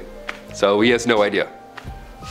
No one tell him. Number 6, King Henry VIII. Catherine Howard was the Queen of England from 1540 to 1541. That's such a short amount of time, but why? What happened? Well, Catherine Howard was the 5th wife of one King Henry VIII, cousin to Anne Boleyn, referred to by King Henry as his rose without a thorn. And he just gave her all the gifts. Just at 19 years old, here you go, everything you want, boom. It looked great at first, but their marriage only lasted 1 year. That's when rumors, not letters or eyewitnesses, no, rumors started spreading about infidelity. And this is a medieval time, so there was little evidence that suggested that she had been romantically involved with somebody beforehand, but that didn't matter. We had a jealous king, so anything he says goes. You had me at 5th wife, She was then executed for adultery and treason at the Tower Green, February 13th, 1542. Number 5, Linda Hazzard. Cool last name, kind of tips you off a little bit. She's been dubbed as the starvation doctor because back in the day, the late 1800s that is, if you somehow ended up in the office of one Linda Hazzard, well, it didn't really matter what you were suffering with. Linda's advice, medical advice for pretty much everything that came in was too fast. A broken leg? No problem, just skip lunch. See how you feel. Give it time. Just a bad doctor, which is bad on one hand, but more than 40 of her patients ended up dying due to, starvation. Yeah, you could have guessed. She had her own sanitarium in Washington that was appropriately named Starvation Heights. Yeah, she wasn't even trying to hide it too. She's like, yeah, I'll call it this. You would think after 16 deaths, people would start asking questions. No, this is a long time ago. This is before a lot of things came into play. Eventually, Hazzard was caught, convicted, and served 2 years in prison. And then 26 years later, in 1938, she herself died of, you guessed it, starvation. Don't take your own advice, Linda. It's not great advice. Number 4, Michael Swango. Going back to the 1980s for this one, kinda recent, okay? As a youngin', Michael Swango didn't play with Lego or K'NEX, my personal favorite. Instead, he would draw scenes of horrible crimes. Yeah, red flags, for sure. That went away for a bit when he grew up and got older, but when Michael later went to college, he decided to write his chemistry thesis on Georgy Markov. More specifically, he studied his horrific death caused by poison. Yeah, he was fascinated after that point. His newfound obsession was poisons, and how many lives they took historically, like ancient Roman days, really going back. Odd thing to study, but okay. During his 3rd year at school, 5 patients that saw him ended up passing away afterwards. This happened often, it's happened more and more, but one individual luckily survived, and she remembered everything that happened. She remembered that Swango had injected her with something a minute before she started to experience seizures. He still got away with it somehow, but then later he went to another hospital in Ohio in 1984, and he handed out donuts that later made the staff feel sick. And then when they required treatment, he then poisoned them. He got caught, was then sentenced to 5 years, but was released after 2. He then changed his name, moved to Virginia, got a job as a career counselor, and then poisoned those co-workers as well. He got caught after doing this 3 more times. Now he's finally serving 3 life sentences at ADX Supermax Federal Prison. It's hard to sum up in a minute or so with just how many things he's done, how many lives he's took. It's really bad, but I implore you to read more about him. The Poison Doctor. My gosh, I'm having nightmares tonight. Number 3, Thomas Cream. Thomas Neil Cream, TNC, another Canadian monster. Originally, he graduated from McGill back in 1876, and after that, he traveled to London, England. This was during the time of the Industrial Revolution, so the demand for doctors here was extremely high. Thomas was there for business, and apparently he was there for pleasure. He enjoyed London's nightlife a lot. He would dance, drink, hook up with strangers, just, all the things you don't want your medical doctor doing, just mere hours before a shift.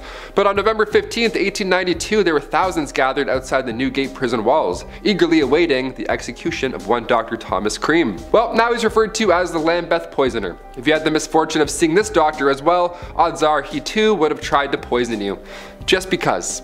Yeah, poison doctors, how common are these guys? He actually did get caught once. He was convicted of poisoning a woman, he was given life in prison, but apparently it's all about who you know. His brother bribed the governor of Illinois, so he poisoned 5 more people in London before eventually getting arrested again, and then finally executed, this time for a crowd. Number 2, Elizabeth Wettlaufer. The scariest people are the ones who abuse their power. I mean, doctors, evidently. I mean, historically, there have been some pretty evil ones. Elizabeth Wettlaufer is one of the worst, hands down. She was once a nurse at not one, but several long-term care facilities in southern Ontario. Really hitting close to home with this one. Elizabeth would use doses of insulin on their patients. That was her discreet way of taking lives. But it gets even worse. Dare I say, if you can believe that? After the patient had passed away, Elizabeth would then steal their belongings. In 2016, she quit her nursing job and then checked herself into a psychiatric hospital and confessed to all of her crimes. Those being 8 counts of first degree, 4 counts of attempted, and 2 counts of aggravated assault. Absolutely brutal. These happened from 2007 to 2016 in Woodstock, Ontario. Yeah, Woodstock of all places. Elizabeth is now in her late 50s, serving 8 concurrent life sentences, but after 25 years, thanks to Canadian law, she gets a chance at parole. Scary, huh? Yep, I'd agree. And finally, number 1.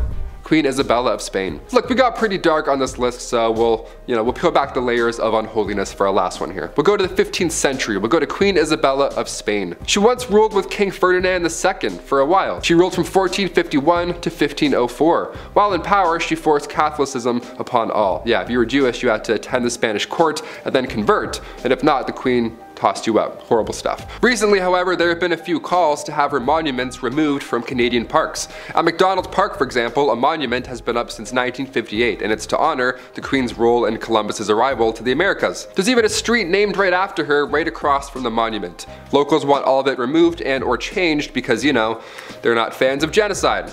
These changes are actively being made throughout Canada right now, which is nice to see. Ryerson University recently changed its name to Toronto Metropolitan University because of Edgerton Ryerson's previous ties with Canadian residential schools. So it's happening. Slowly but surely, changes are happening. So starting us off on this list, number 10, we have Harif Saeed. Well, Saeed is the co-founder of the militant group Lashkar-e-Taiba and the chief of Jamaat Dawa. Well, there has been a bounty of 10 million USD since 2012. So if you find him and capture this guy, you can be rewarded $10 million. Well, this bounty was placed on him after he had a role in the 2008 Mumbai attacks that caused 164 civilians to lose their lives. However, he claims that he had nothing to do with the attacks. And he laughed at the bounty that is out for him, stating, "I'm living my life in the open, and I might be somewhere in the US. I'm here in front of everyone, and I'm not hiding in a cave." Pretty damn terrifying if you asked me. Number 9, Luis Zambrano. Luis was a man from Queens who took the life of his ex-girlfriend Angie Escobar in her Whitestone home. She was just 28 years old and had just broken up with him when he violently attacked her, inflicting 80 wounds with a pair of scissors. But he didn't just claim that he was heartbroken. No, the reason he killed her was because of 1, trust issues, that's a given, she's an ex for a reason, and 2, you guessed it, demonic possession. A quote from Luis reads, quote, "If you believe in demonic possession, you'd know I was under the influence of drugs and alcohol. I barely remember what happened," unquote, he said. Dude, it caught you. Just fess up, man. The devil doesn't just conveniently show up when you do something really awful, okay? He's busy building the next Apple update and creating pop-up ads, okay? Thankfully, the court saw right through him and sentenced Zambrano to 26.5 years in prison. Game over, Satan! Number 8, Eder Guzman Rodriguez. In Virginia back in 2011, Rodriguez performed a violent exorcism, if you can even call it that, on his very young daughter. He attempted to rid her of the demon he believed was inside her, and it ended up costing her her life. When police arrived at the scene, several people were holding Bibles outside their home. Eder stated that while he took his daughter's life, he too was also possessed by a bad spirit. Yeah. It's called being an awful human being. Look it up. The girl was found on a bed, wrapped in a blanket, surrounded by Bibles. Guzman had also knocked his wife unconscious so she wouldn't be able to stop the exorcism.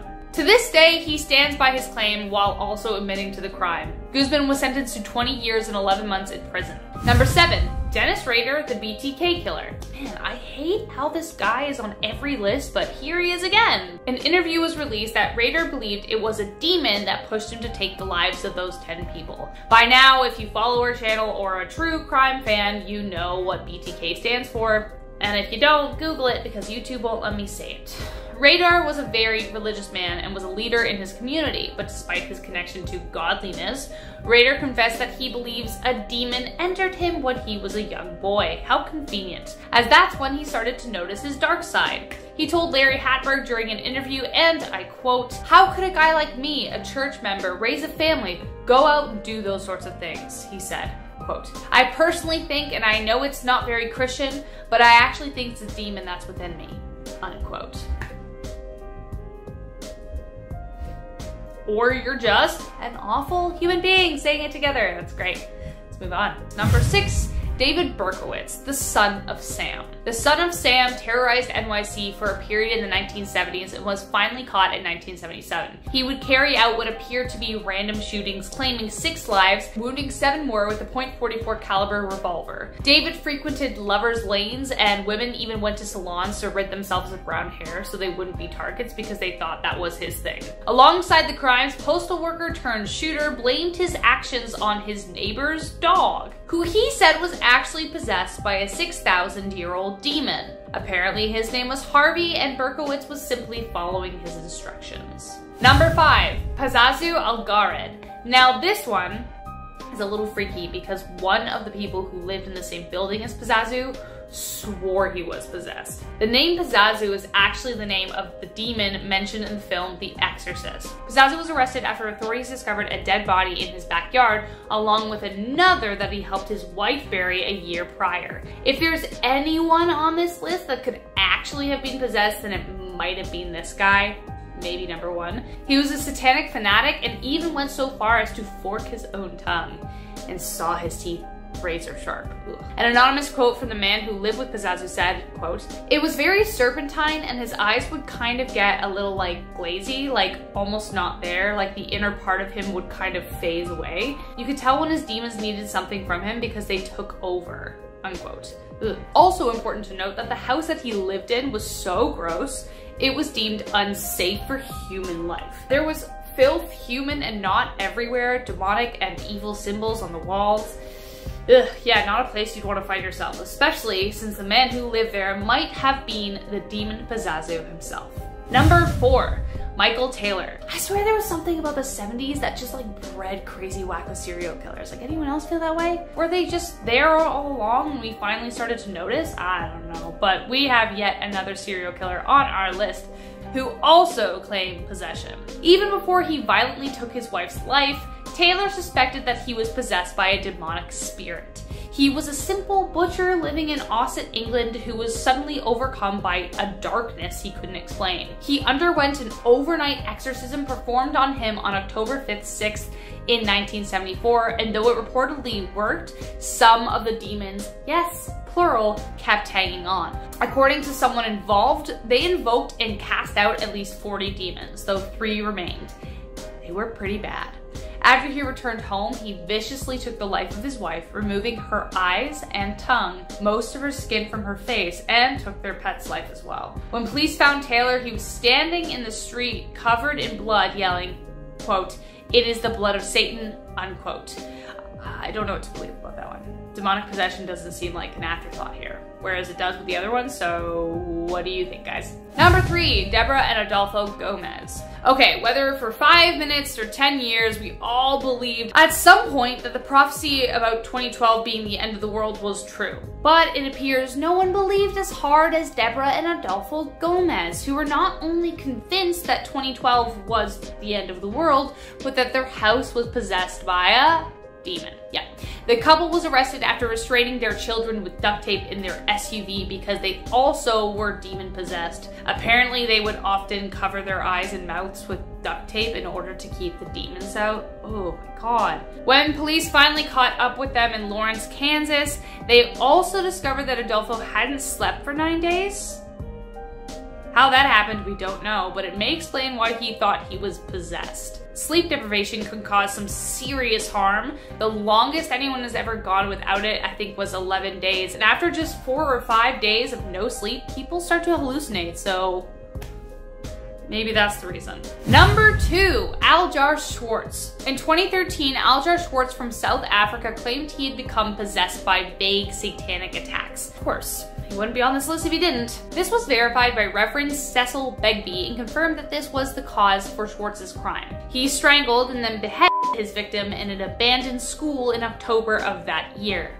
Oh my god. Reports say that Alger planned on selling the head to a traditional healer. He was caught and incarcerated, however, but his community stood behind him, weirdly. Reverend Begbie instructed church groups across Africa to pray for Schwartz on the Good Friday following his arrest. Schwartz reportedly felt like pure water was washing over him at the time of the prayer, and now claims the demons are no longer in possession of him.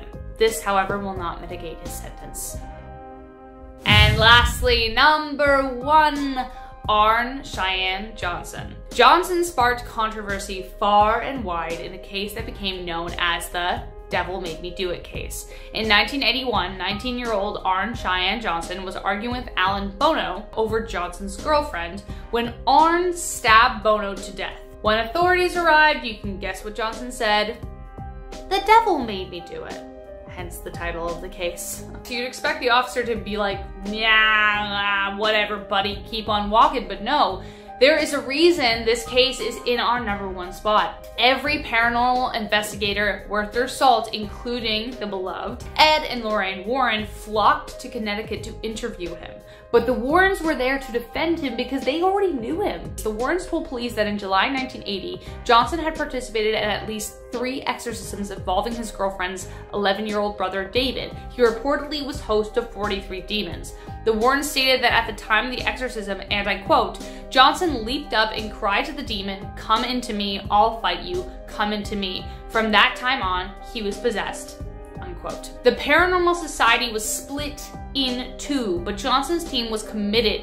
The court had defended accounts of God in the past. Now, it was time to defend accounts of the devil. But despite what you may believe, it wasn't enough, and Johnson received maximum sentence, but was released after good behavior just 4 years later.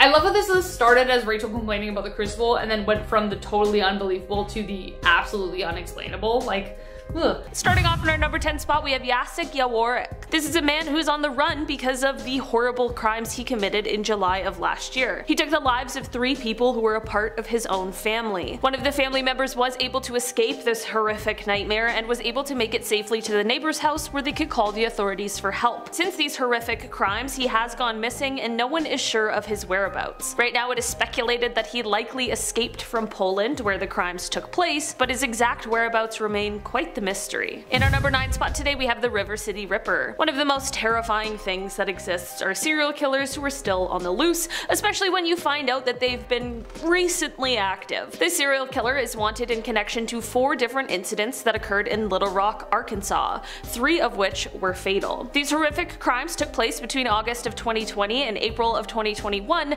and despite one of the victims thankfully surviving the attack and being able to provide a description of the assailant, there is still very little to go on in terms of being able to identify this horrible human. The FBI was contacted shortly after the survivor was able to give a testimony to authorities, and their behavioral analysis team created a profile of this unidentified killer. These crimes are terrible any way you spin them, but one of the most terrifying parts is that they were all just completely random acts of violence that occurred just unprovoked. The case has gained quite a bit of attention, but still, the monster remains at large. In our number 8 spot today, we have Ruja Ignatova. This woman is a convicted fraudster who has been on the run since 2017 after she disappeared when she was found out to be the founder of a Ponzi scheme. The scam, known as OneCoin, which was a scam that was surrounding cryptocurrency, has been referred to as one of the biggest scams in history. US prosecutors have claimed that the scheme was so huge it brought in approximately $4 billion worldwide. Ruja had impeccable timing as she disappeared right at the time that there was a secret US warrant being filed for her arrest. Despite being on the run since 2017, in 2019 she was charged in absentia by US authorities for wire fraud, securities fraud, as well as money laundering. This lady is living the real life Ozark. It's absolutely insane. This case truly is something you'd expect to see on TV, but she's just living it. Despite the years it's been, international authorities are still doing their best to find out where she has been hiding, and this includes raids that have happened just this year. In our number 7 spot today, we have the vending machine killer. Okay, so for this one, we have to know that apparently there are a lot of vending machines in Japan. Like, it's said that there's one for every 23 people. It's a lot of vending machines. So in 1985 in Hiroshima, there were 12 people who passed away and 35 people who were seriously injured from being poisoned with a chemical herbicide. When the string of poisonings were investigated, authorities realized that they had one thing in common, and that was the fact that they had all had the same drink shortly before falling ill. So around the time of this whole thing, there was a company that had launched a marketing campaign where they gave a free drink with every purchase made from a vending machine. When people didn't want their free drink, they would leave it on top of the vending machine for the next person who came along, which is super nice and thoughtful and kind, and of course that means that some horrible person out there had to ruin it for everyone. So, as it turns out, someone was taking these drinks, lacing them with poison, and then leaving them on top of the machines for some random stranger to come around, drink it, and then be sick or unfortunately pass away. It is almost impossible for authorities to be able to track down whoever was doing this, because you have to narrow down where the person picked up the drink, and in 1985 there weren't as many CCTV cameras as there are now. So unfortunately, whoever was responsible for a mass poisoning of strangers is still out there somewhere. In our number 6 spot today we have Jan Marsalek. Jan is said to be a white-collar criminal who fled and went into hiding in June 2020 after the Wirecard scandal, as he was the COO of the company. If you're unfamiliar, Wirecard was a German payment processing firm that had years and years of allegations of malpractice against them. The entire thing really came to a peak in 2019 when the Financial Times published some of the investigations into the complaints, as well as internal documents. In the end, in 2020, Wirecard filed for insolvency after it was realized that 1.9 billion euros were missing. If anyone finds that missing $1.9 billion, my DMs are wide open. It is believed that Jan is one of the main culprits in the entire scandal, and to be fair, fleeing the country doesn't really make you look very innocent. It is believed that he may be located in Russia now, but since August of 2020, Interpol has issued a red notice for him, which requests that worldwide law enforcement be on the lookout for him in order to arrest him, where he can then be extradited. In our number 5 spot today we have Bible John. This is the name used in reference to an unidentified serial killer who was responsible for Scotland's largest manhunt. All 3 of his victims were young brunette women between the ages of 25 to 32, and they had all met him at the Barrowland Ballroom, which was a dance and music venue in Glasgow. Despite this important information, he has never been able to be identified. This was actually the first time in Scotland in which the Crown Office authorized the publication of a composite drawing of the man who was suspected of the crimes. The reason he is called Bible John is said to be because he apparently repeatedly quoted the Bible, which is, I don't know, just really creepy. Most of the key information in the investigation came from one of the victim's sisters, Jean Langford, who had been in the same taxi as her sister and the suspected killer on the night he took her life. She was able to give a description of the man and was able to give information that helped authorities create a profile of him. Despite her incredibly helpful information, he was never able to be caught, and Jean passed away in 2010. While Bible John might have also passed away by now, I still hope that one day authorities can figure out who he was. In our number 4 spot today we have Monica Witt. Monica is a former United States Air Force technical sergeant as well as a defense contractor who has been on the run since 2018. Despite her high-ranking position and high security clearance, she is on the run because she defected to Iran in 2013. It is said that from 2013 up until she was found out that she was using her position in order to spy on the United States and relay that information back to the group she was working for. She used different fake Facebook accounts, and it is said that the information she gave included the classified true name and counterintelligence activities of a US intelligence operative. This is of course a problem regardless of how important this operation was, but it is said that this information she shared had the potential to cause serious damage to the United States national security. It is an absolutely wild story, and Monica is still out there on the run, hiding from the consequences of her betrayal and espionage. In our number 3 spot today we have John Pyle. This horrible human isn't an undercover spy or insane fraudster. He is just a monster who committed certain crimes that are unfortunately a little more common than any of us would like to know. Because of the nature of his crimes, I can't talk about them here in this video, but let's just say that he is definitely one of the worst kinds of criminals out there. On June 24th, 2016, authorities searched his home after after receiving 3 tips relating to his crimes. The amount of and the severity of the incriminating evidence they found during this search ended up landing him charged with 30 different second-degree felonies, which could bring a sentence of 450 years in prison. He was arrested this same day and posted a bail bond of $90,000. Why he was able to get bail, I'll never know. And he also had to surrender his passport. Flash forward 16 months to October 23rd, 2017, and of course, this guy doesn't show up for his hearing, and thus we have a fugitive on the run. Even though he gave up his passport, it is said that he was still somehow able to board a Carnival cruise ship that was bound for Cozumel, Mexico. He got off the ship when it arrived and never reboarded. Despite efforts from international authorities as well as bounty hunters, he has still yet to be located. The last time he was seen was in February of 2018 in Nuevo Leon. In our number 2 spot today, we have Alejandro Castillo. Alejandro is an American man who was added to the FBI's 10 most wanted fugitives list in October of 2017. He was added to the list after disappearing after taking the life of a woman named Sandy Lai Lee. Sandy was a co-worker of his, and it is said that the two might have briefly dated. Basically, apparently, she had lent him some money that he had never repaid. On August 9th, 2016, Alejandro texted Sandy saying that he would like to repay her, and they agreed to meet at a Quick Trip. Alejandro was driven to this meeting by Amaya Feaster, who is said to be his new girlfriend. It is believed that once at the meeting, instead of repaying her, Alejandro forced Sandy to take out all of the money from her bank account,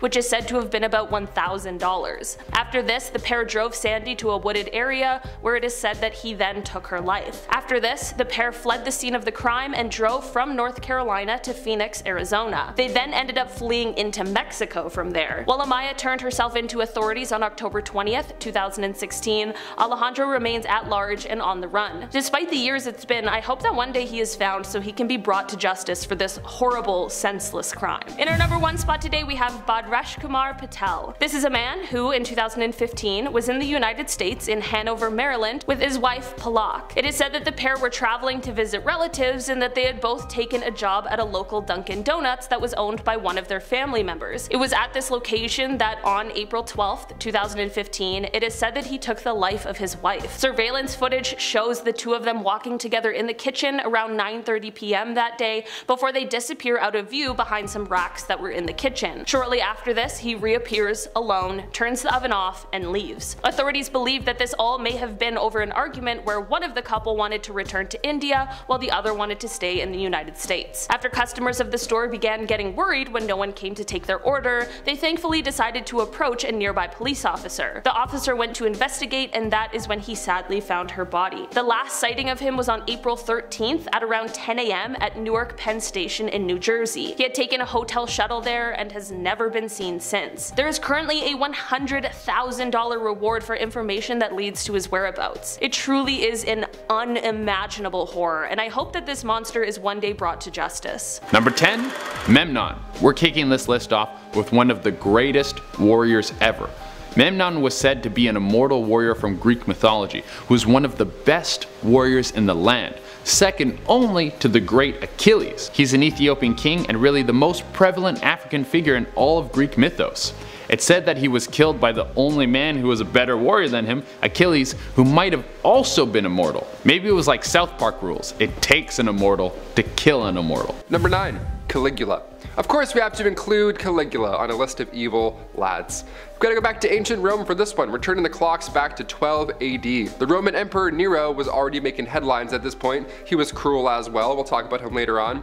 But then in comes Caligula to change the game in a weird and also cruel way. He loved spending money and showing off. He once had a 2-mile long boat, like a floating bridge, just so he could gallop back and forth on his horse. And then everyone was looking and they're like, oh great, cool horse and cool bridge guy. We're all so hungry. He would also order his troops to do odd things, like go into the sea and collect as many seashells as possible. Like that's something you do if you're 7 years old. You're like, I want all the seashells now. And they're like, you bet. And they collect them. They're like, do we listen for hints? Why are we doing this? He then built a fancy house for his horse in Cydidas. Yeah, not a dog house, not like a shed, like a fancy, rich palace. Why, you ask? Well, because Caligula was on his way to appointing said horse into the high office. Yeah, Caligula was taken out sadly before this officially was completed, but he was very close to having his horse in the office of consul. Imagine losing your job to this guy's horse. Imagine the things he would have done. he was en route to do some bad stuff. What a weirdo. Number 8, Queen Ranavalona. The last queen of Madagascar, Queen Ranavalona. One of the worst historically. She had quite the temper, it seemed. She was born in 1788 and she ruled over the kingdom for 33 years in total. She's remembered as cruel, violent, and would often choose, violence first in order to preserve independence over the island. She's known as the most ruthless queen in history. After the death of her husband, she went mad with power almost instantly. In the late 1700s, King Adrian originally brought peace to the lands, but naturally there were traditionalists who opposed him. That's not new, that's, we've seen every medieval show. There's people who aren't on board. The king's uncle at one point tried to take him out, but a local warned the king beforehand. And that king repaid said local by adopting his daughter, Ranavalona, and now she had to marry his son, Prince Radama. Now when said prince was alive, they didn't even get along. And come 1810, the king passed away, giving Ranavalona the promotion of a lifetime. But rumor has it, of course, is that Ranavalona poisoned the king. Just a rumor, but it is fitting as to what comes next. Ranavalona kept away the advances of the French and the British by leaving bodies of those who tried to attack prior out on display. Yeah, just sitting there on the beach. Like some Queen Cersei type stuff. I don't know. I've been watching a lot of Game of Thrones recently, a lot of evil people. In 1845, Queen Ranavalona ordered 50,000 subjects to build roads across the jungle for 4 months, this massive buffalo hunt, and well, 10,000 of those poor souls died of starvation during this and of course exhaustion. And not one buffalo was even hunted. Just poor leadership and deaths, a lot of deaths. Number 7, Jolly Jane Toppin. Okay, getting a little more recent for this one. In the 1880s, Jane Toppin, aka Jolly Jane, is now confessing to killing 31 people. And with that nickname and that many victims, yeah, I have to talk about her. Jolly Jane Toppin was a nurse working in Massachusetts. She would take care of the elderly, but instead of TLC, Jane would give them morphine and atropine. And to make things even more horrible, if such thing exists, Jane would lay next to her victim after she poisoned them and just would lie there while they were passing away. Yeah, evil, just evil and twisted, right?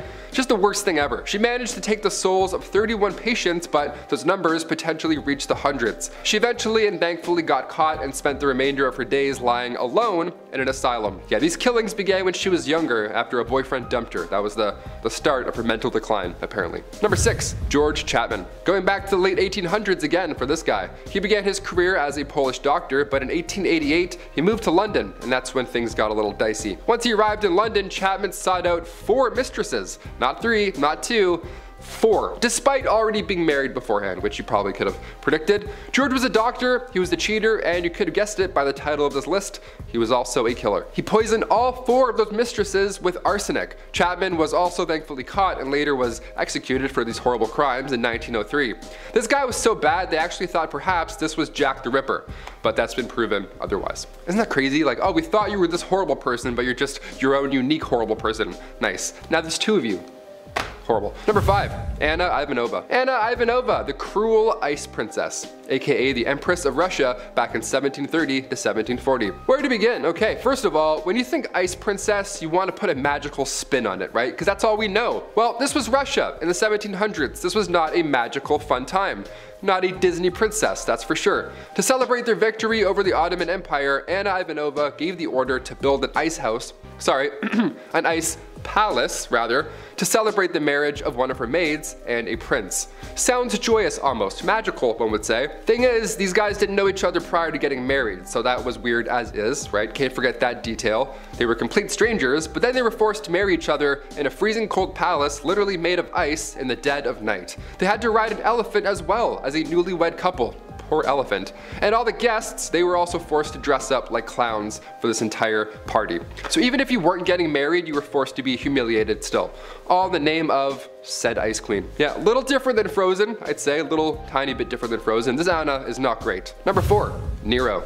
Yeah, we gotta mention Nero. If we're gonna talk smack about Caligula and his high horse, literally, we gotta include Nero. This was ancient Rome back in 68 CE. Nero Claudius Caesar Augustus Germanicus. He burned down Rome. That's pretty bad. That's memorable, I'd say. Dare I say, even more memorable than a horse palace. It's a messed up family, okay.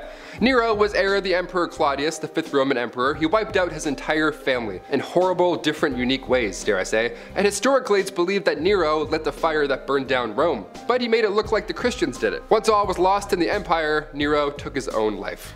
Yeah, just all bad. Just bad leadership, bad Caligula and his horse, Nero, everything's burning. Rome was not pleasant, not a pleasant time. They had aqueducts and horrible history. Number 3, H.H. Holmes.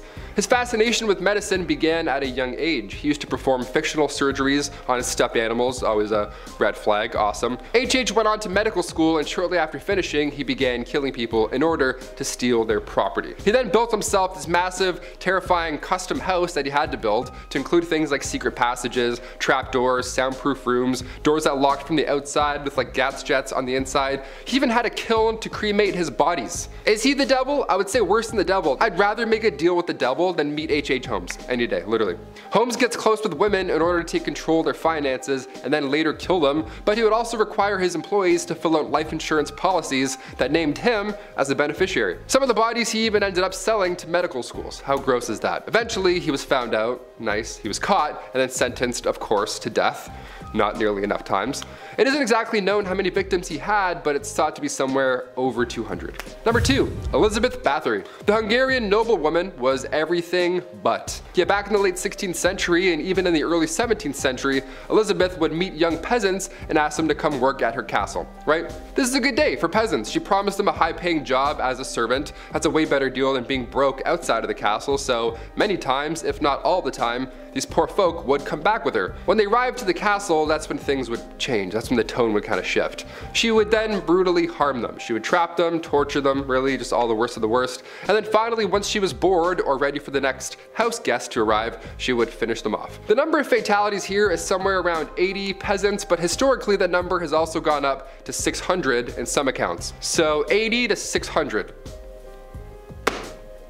Okay, come 1611, things changed. She was locked up in her own castle with barely any sunlight, nice. She was feeling the weight of her actions, hopefully she was learning a few lessons here, but 4 years later in 1614, she passed away. Yeah, next to Vlad the Impaler, she's been a large inspiration behind Bram Stoker's Dracula. Yeah, that's bad. That's really bad. Number 1, Mao Zedong. Okay, getting into some pretty high numbers here. The dictator of China from 1943 to 1976. Mao Zedong. He had this vision one day that China would be this superpower, this super country, and in order to do so, he tried to reshape China's economy and turn it into an industrial one. From 1958 to 1962, the Great Leap Forward policy ended up leading to the deaths of around 45 million people. This makes the Great Chinese Famine the largest in human history. Again, this is also an estimate. The deaths were somewhere around 30 to 60 million.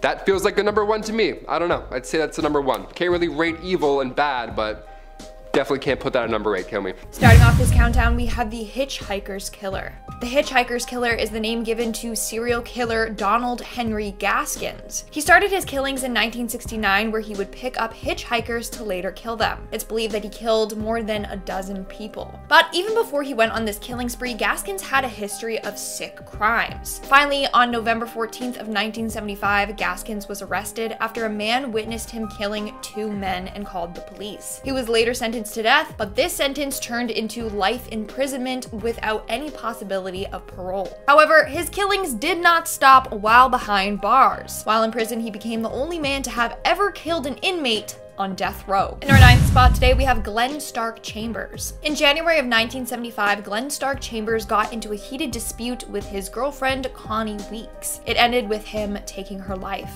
As a result, he was sentenced to death by electric chair, later reduced to life imprisonment. However, Glenn escaped prison on July 13th. Glenn, with 2 other inmates, ganged up to attack their detention officer and then escaped through a window. Now, he was captured 3 days later, but only to escape several years later. So he worked with the prison to help build furniture. He came up with a good idea to put himself into one of the boxes and have himself carried out of prison in a transport truck, and it worked. Even after 3 decades, Glenn has never been found. If he was still alive today, he would be in his 70s, so he could still be out there somewhere. In our 8th spot, we have Ted Bundy. Now, what was so scary about Ted Bundy is how smart he was. He was the definition of evil genius. So basically, he would use his smarts to manipulate women and then kill them. Bundy is said to be responsible for murdering 30 women, although it's thought that his number is much higher. Now, Bundy was actually able to escape custody multiple times. The first time, he jumped out of a second-story building and fled while at the courthouse. He had planned this for days, practicing jumping from his top bed bunk in prison down to the floor to strengthen his ankles. Now, eventually he was caught, but then a while later, he escaped again. This time, he forced himself to lose weight in order to squeeze through a hole in his cell ceiling. When he did escape the second time, he went on to murder more women, until being caught once again. In our 7th spot, we have Charles Manson. Infamous cult leader Charles Manson, who led the Manson family cult, had his followers commit crimes and murders on his behalf. Some of his members committed a series of 9 murders in July and August of 1969.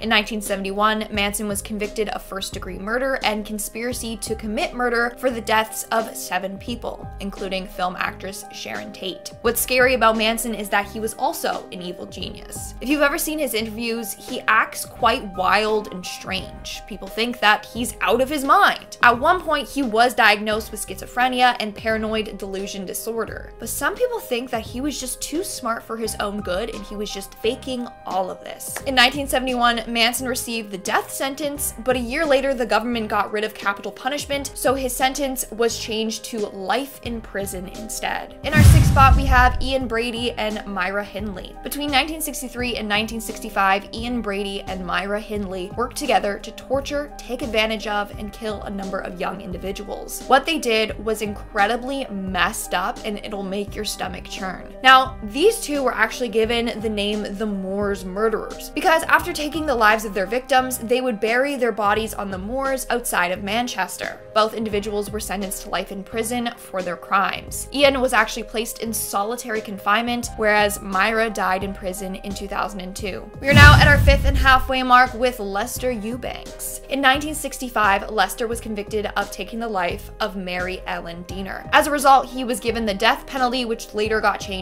to a life sentence. Now, over the years in prison, apparently Lester changed his ways and became very well behaved. In fact, on December 7th, 1973, they let him go out to Christmas shop for his family. While out in a mall, he managed to escape his guards and flee. To this day, he still hasn't been caught. He's out there somewhere in hiding. Who knows where he fled to or what he's up to now. Coming in at number 4, we have Robert William Fisher. Now, this guy is one of the FBI's most wanted fugitives. He is on the run after a triple homicide and arson. On April 9th, 2001, Fisher took the lives of his wife and 2 children before blowing up their house. It is still unclear as to why he did this, and he's been on the run ever since. And police have no leads. On April 20th, his car was found in a forest near Payson, Arizona, but Robert was nowhere to be found. On November 3rd, 2021, Fisher was removed from the FBI's most wanted fugitives list. But despite them doing this, he still remains a very wanted fugitive. In our 3rd spot, we have Bradford Bishop. Bradford Bishop Jr. is a former United States Foreign Service officer who is now a wanted fugitive. On March 1st of 1976, Bishop started to spiral after not receiving the promotion he really wanted. He then left his work early, drove to the bank, withdrew money, and then bought a sledgehammer, gas can, shovel, and pitchfork. He then returned home where he killed his wife, mother, and 3 sons. He then drove the bodies several miles away before burying them in a wooded swamp area before setting them on fire. As a result, he was placed on the FBI's list of 10 most wanted fugitives. They have no clue as to where Bishop is now. He could be anywhere, but they do believe that he fled to Europe. Moving on to number 2, we have Arthur Hutchinson. Arthur Hutchinson has lived a life of crime for murder, attempted murder, theft, and burglary. In fact, he spent 5 years in prison for the attempted murder of his half-brother. In September of 1983, he was brought into a police station after being arrested for theft. While there, he asked to go to the bathroom and then proceeded to jump out of the bathroom window and fled. He was on the run for 3.5 weeks. While on the run, he crashed a wedding and murdered the bride's father, mother, and brother. Later that day, he broke into another person's home and stabbed all 3 of the residents to death. He was finally caught on November 5th of 1984 1983 and sentenced to life imprisonment. And in our number 1 spot today, we have Ahmed Suraji. From 1986 to 1997, Ahmed took the lives of 42 females. The bodies of his victims were found in a sugarcane field. What he would do was, after killing them, he would bury them waist deep in his field with their heads facing his house. He believed that by doing so, this gave him great power. But he was later caught and arrested alongside his sisters and 3 wives who helped him. One of his wives was actually sentenced to death, but that was later changed to life imprisonment. Ahmed, on the other hand, was sentenced to death by a firing squad in 2008. Coming up in our number 10 spot, we have Chelsea Handler. Comedian Chelsea Handler has been accused of being a shapeshifter, and it's all because of footage that showed up online showcasing her in an interview, and when you zoom in close to her eyes, they appear for a moment to look like they turn into slits. This probably won't be surprising for you to hear if you watched parts 1 or 2 of the series, because it seems that almost all celebs could be reptiles. I don't know. She can be pretty funny, perhaps otherworldly funny. If you're liking this video so far, would you give it a like, as it really helps us out. In our number 9 spot today, we have Michael Mansfield. Michael was a 19-year-old student at Lincoln College in Illinois, and he lived with another student named Russell Smrekar. Russell ended up being expelled from the school after being charged with burglary for stealing a guitar and some record albums from another dorm room. After his theft, he had given the stolen albums to Michael, and in order to avoid being charged with possession of stolen property, Michael agreed to testify against Russell. This took place in 1975, and on New Year's Eve of that year, Michael was spending the holiday at his parents' house when he told them he was headed out to see a friend. Unfortunately, Michael was never seen again after this night, and of course, because of the loss of the witness, the charges were dropped against Russell. Although extremely suspicious, this alone of course didn't mean that Russell had anything to do with Michael's disappearance, but just you wait. In our number 8 spot today, we have Ruth Martin. Okay, you thought I was gonna leave you hanging with the last one, but I promise you that I am not. Shortly after Michael's disappearance that we just talked about, that same creep Russell was charged with stealing 3 steaks that totaled to $4 from a local grocery store. The witnesses to this crime were Jay Fry, who was a produce manager at the store, as well as a woman named Ruth Martin, who had seen Russell toss the steaks into his car after stealing them. Both Jay and Ruth were called to testify as witnesses, but on June 2nd, 1976, Ruth went missing and her abandoned car was later found with blood inside. 3 months after this, Russell broke into Jay's home and shot both Jay and his wife, which took both of their lives. He was caught for this crime and was sentenced to 300 years in prison. Okay, so what does this have to do with Michael and Ruth? Well, no one knew what happened to either of them until 10 years ago in 2011. Russell became terminally ill in jail and decided that then was the time for him to make some deathbed confessions, and he confessed to taking both of their lives as well. Unfortunately, neither of the bodies have ever been found, but it is absolutely insane to think that 4 innocent lives were taken over some stolen records and $4 worth of steaks. In our number 7 spot today, we have David Kelly. David was a nuclear scientist and weapons expert. In 2003, he had an off-the-record conversation with a BBC journalist in which he explained that the dossier that the UK government had created in reference to Iraq's nuclear weapons capabilities was actually falsified. Despite this being off the record, the conversation was reported widely and ended up coming back onto David. Just a few weeks after this, David went for a walk in the woods near his home, but he never returned. Of course, search parties were sent out to look for him after his family was worried when he didn't return, and he was later found dead, but the circumstances were quite mysterious. Just a small trigger warning before heading into this next part, as it was ruled that he did take his own life. It is said that David had taken coproximol, which is a painkiller, and that he had also severed his ulnar artery in his left wrist with a pruning knife that he had since he was young. This is obviously horrific, but not necessarily the most suspicious thing, but here's where things get weird. Firstly, those who spoke to David that day explained that he seemed to be tired but was in good spirits, and despite being in a bit of trouble, he received a lot of support for his honesty. The weirdest thing is that neither the blister pack for the painkillers or the knife had his fingerprints on them. There were no fingerprints on them, which would suggest that the items had been wiped clean, which certainly would be very bizarre. Despite it officially being declared personally inflicted, many people believe that foul play was much more likely. In our number 6 spot today, we have Moreau de Moreau. Moreau was an Italian investigative journalist, and it is said that his profession is most likely what led to his disappearance. On the evening of September 16, 1970, he was coming back home from work but never actually returned. Before his disappearance, he apparently was convinced that he had the story of a lifetime, and he had even told his co-workers that he had a story that was going to shake Italy. There are three main speculations and theories about what this story might have been and what could have happened to him. One theory is that the story could have been related to the death of a man named Enrico, who was the president of Italy's state-owned oil and gas conglomerate Eni. The next was that his story could have been about finding a drug trafficking network between Sicily and the United States. And the final theory is that his disappearance might have been related to a failed right-wing coup that took place in the 70s. Despite extensive searches, he has never been found, and in fact, two of the main detectives who started the case both had their lives taken by the mafia. It is believed that he was the victim of what is called a lupara bianca, which is a journalistic term for when the mafia takes the life of someone in such a way that their body will never be found. Whatever story he was working on, we'll likely never know, and it's such a tragedy that his job he was so passionate about is what most likely led to his disappearance. In our number 5 spot today, we have Henry Baltimore Jr. In 1973, Henry was a 21-year-old honors student at the University of Michigan who had a very promising future ahead of him. In March of that year, Henry was unfortunately attacked inside of his apartment. Two men broke in and tied him to the bed before stealing both money and material items. Henry was reluctant to report this incident to the police, but did end up doing so. After this, a suspect named Roy Davis was arrested and charged with armed robbery, and Henry was scheduled to testify at his hearing, but never showed up.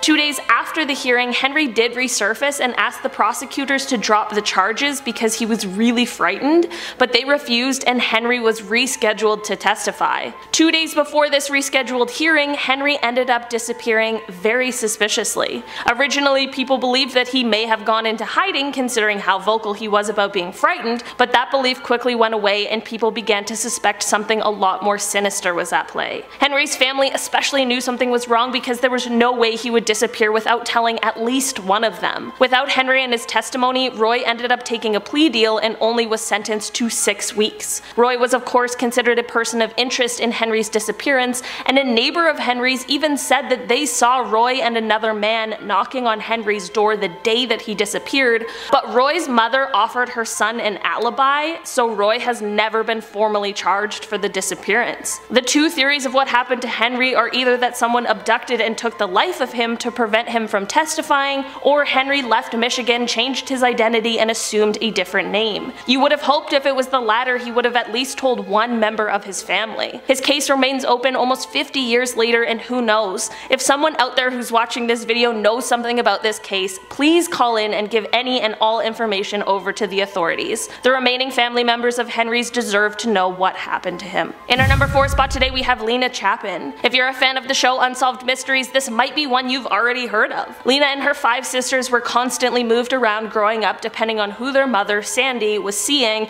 and where the new boyfriend or husband lived. Shortly before becoming a teenager, Lena and her family moved onto a farm owned by their 3rd stepfather, Gary. Gary apparently was actually quite a good stepfather and was quite kind to the girls, but after a few years, Sandy began to have an affair with a local 21-year-old, as well as writing bad checks on Gary's bank account. When Gary learned of this, he of course talked to a lawyer about a divorce, and shortly after this, Gary disappeared. Flash forward years later when Lena is 17, after keeping a horrible secret for all of those years and being filled with guilt, she comes forward to Gary's brother to tell him that she knows what happened to Gary. Lena explains that her mother Sandy had actually taken his life, burned his body, and made Lena help clean up the scene and all of the evidence, and then they drove down a country road and threw his bones out of the window. Unknowingly to Lena, Gary's brother Albert was actually recording this whole confession, which he of course hands over to the police. Now that the police are confronting Lena and her mother Sandy about this confession, since Lena is 17 and Sandy is still her legal guardian,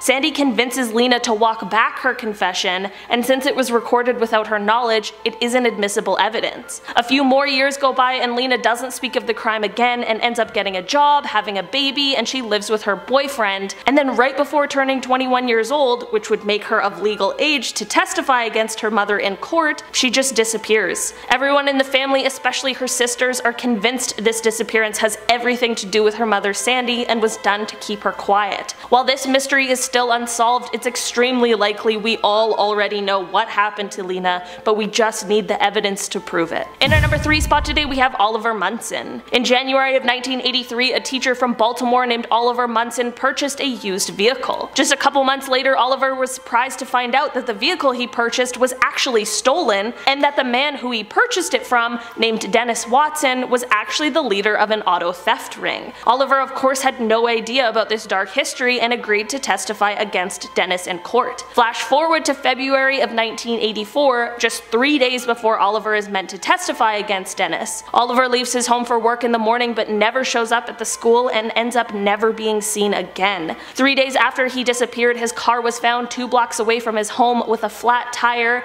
and shortly after this discovery, a stolen vehicle was discovered that had traces of blood in it, as well as a spent casing from a bullet. This vehicle also contained 2 receipts from a video store that had Oliver's name on them, which of course led authorities to believe he had been abducted and killed in order to prevent him from testifying. Unfortunately, because of lack of evidence, Dennis was never charged, and Oliver has never actually been found. This whole thing is of course so tragic, as Oliver was most likely a completely innocent party. In our number 2 spot today, we have Clinton Glenn. Okay, I'm sensing a trend here. Apparently people who abduct and take the lives of people to stop them from testifying don't usually do that just once. Previous to Oliver, who we just talked about, Dennis had another shady happening in reference to a witness testifying against him. In 1973, a 29-year-old man named Clinton Glenn was scheduled to testify against Dennis at an armed robbery trial. The day before this testimony, Clinton was unfortunately found burned to death in a car that belonged to none other than Dennis. Dennis did end up getting indicted for this crime after another witness came forward,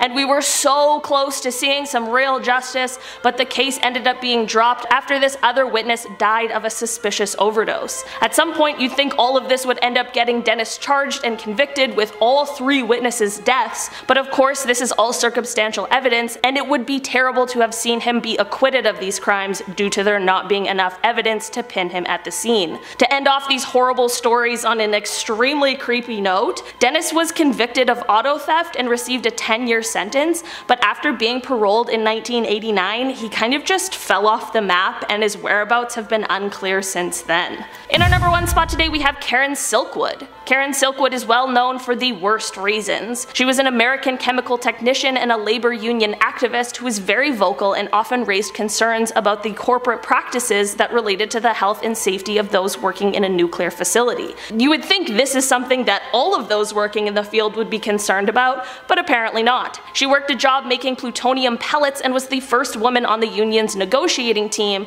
and after she testified to the Atomic Energy Commission about the things she was concerned about, it was discovered that she had plutonium contamination on both herself and in her home. Plutonium isn't an issue outside of the body, but can easily be ingested or inhaled, which is when it creates a major problem for humans. Karen was driving to meet with a New York Times journalist and an official of her union's national office after deciding to go public with some of her findings, and the people who saw her right before she left for this meeting saw her with a binder full of documentation of her findings. During her trip in her car there, Karen ended up driving off the road and striking a culvert, and this accident took her life. Here's where things get suspicious though. That binder I just mentioned was never found. It was said that Karen had fallen asleep at the wheel, and almost twice the recommended dosage of methaqualone was found in her system, but there were clear skid marks on the road which suggested Karen was trying to get the car back straight on the road, and despite the accident being entirely at the front of the car, there was damage to the back of the car that friends and family say wasn't there before, and paint chips were found which would suggest a car had hit her from behind. To make this whole thing even more suspicious, apparently Karen was receiving threats before her passing. There have of course been claims of foul play and claims that she was run off the road by another vehicle, but unfortunately with little evidence these claims have never been able to be proven for sure. But what is for sure is that whatever really happened to Karen, it seems like a simple accident doesn't cover the full truth.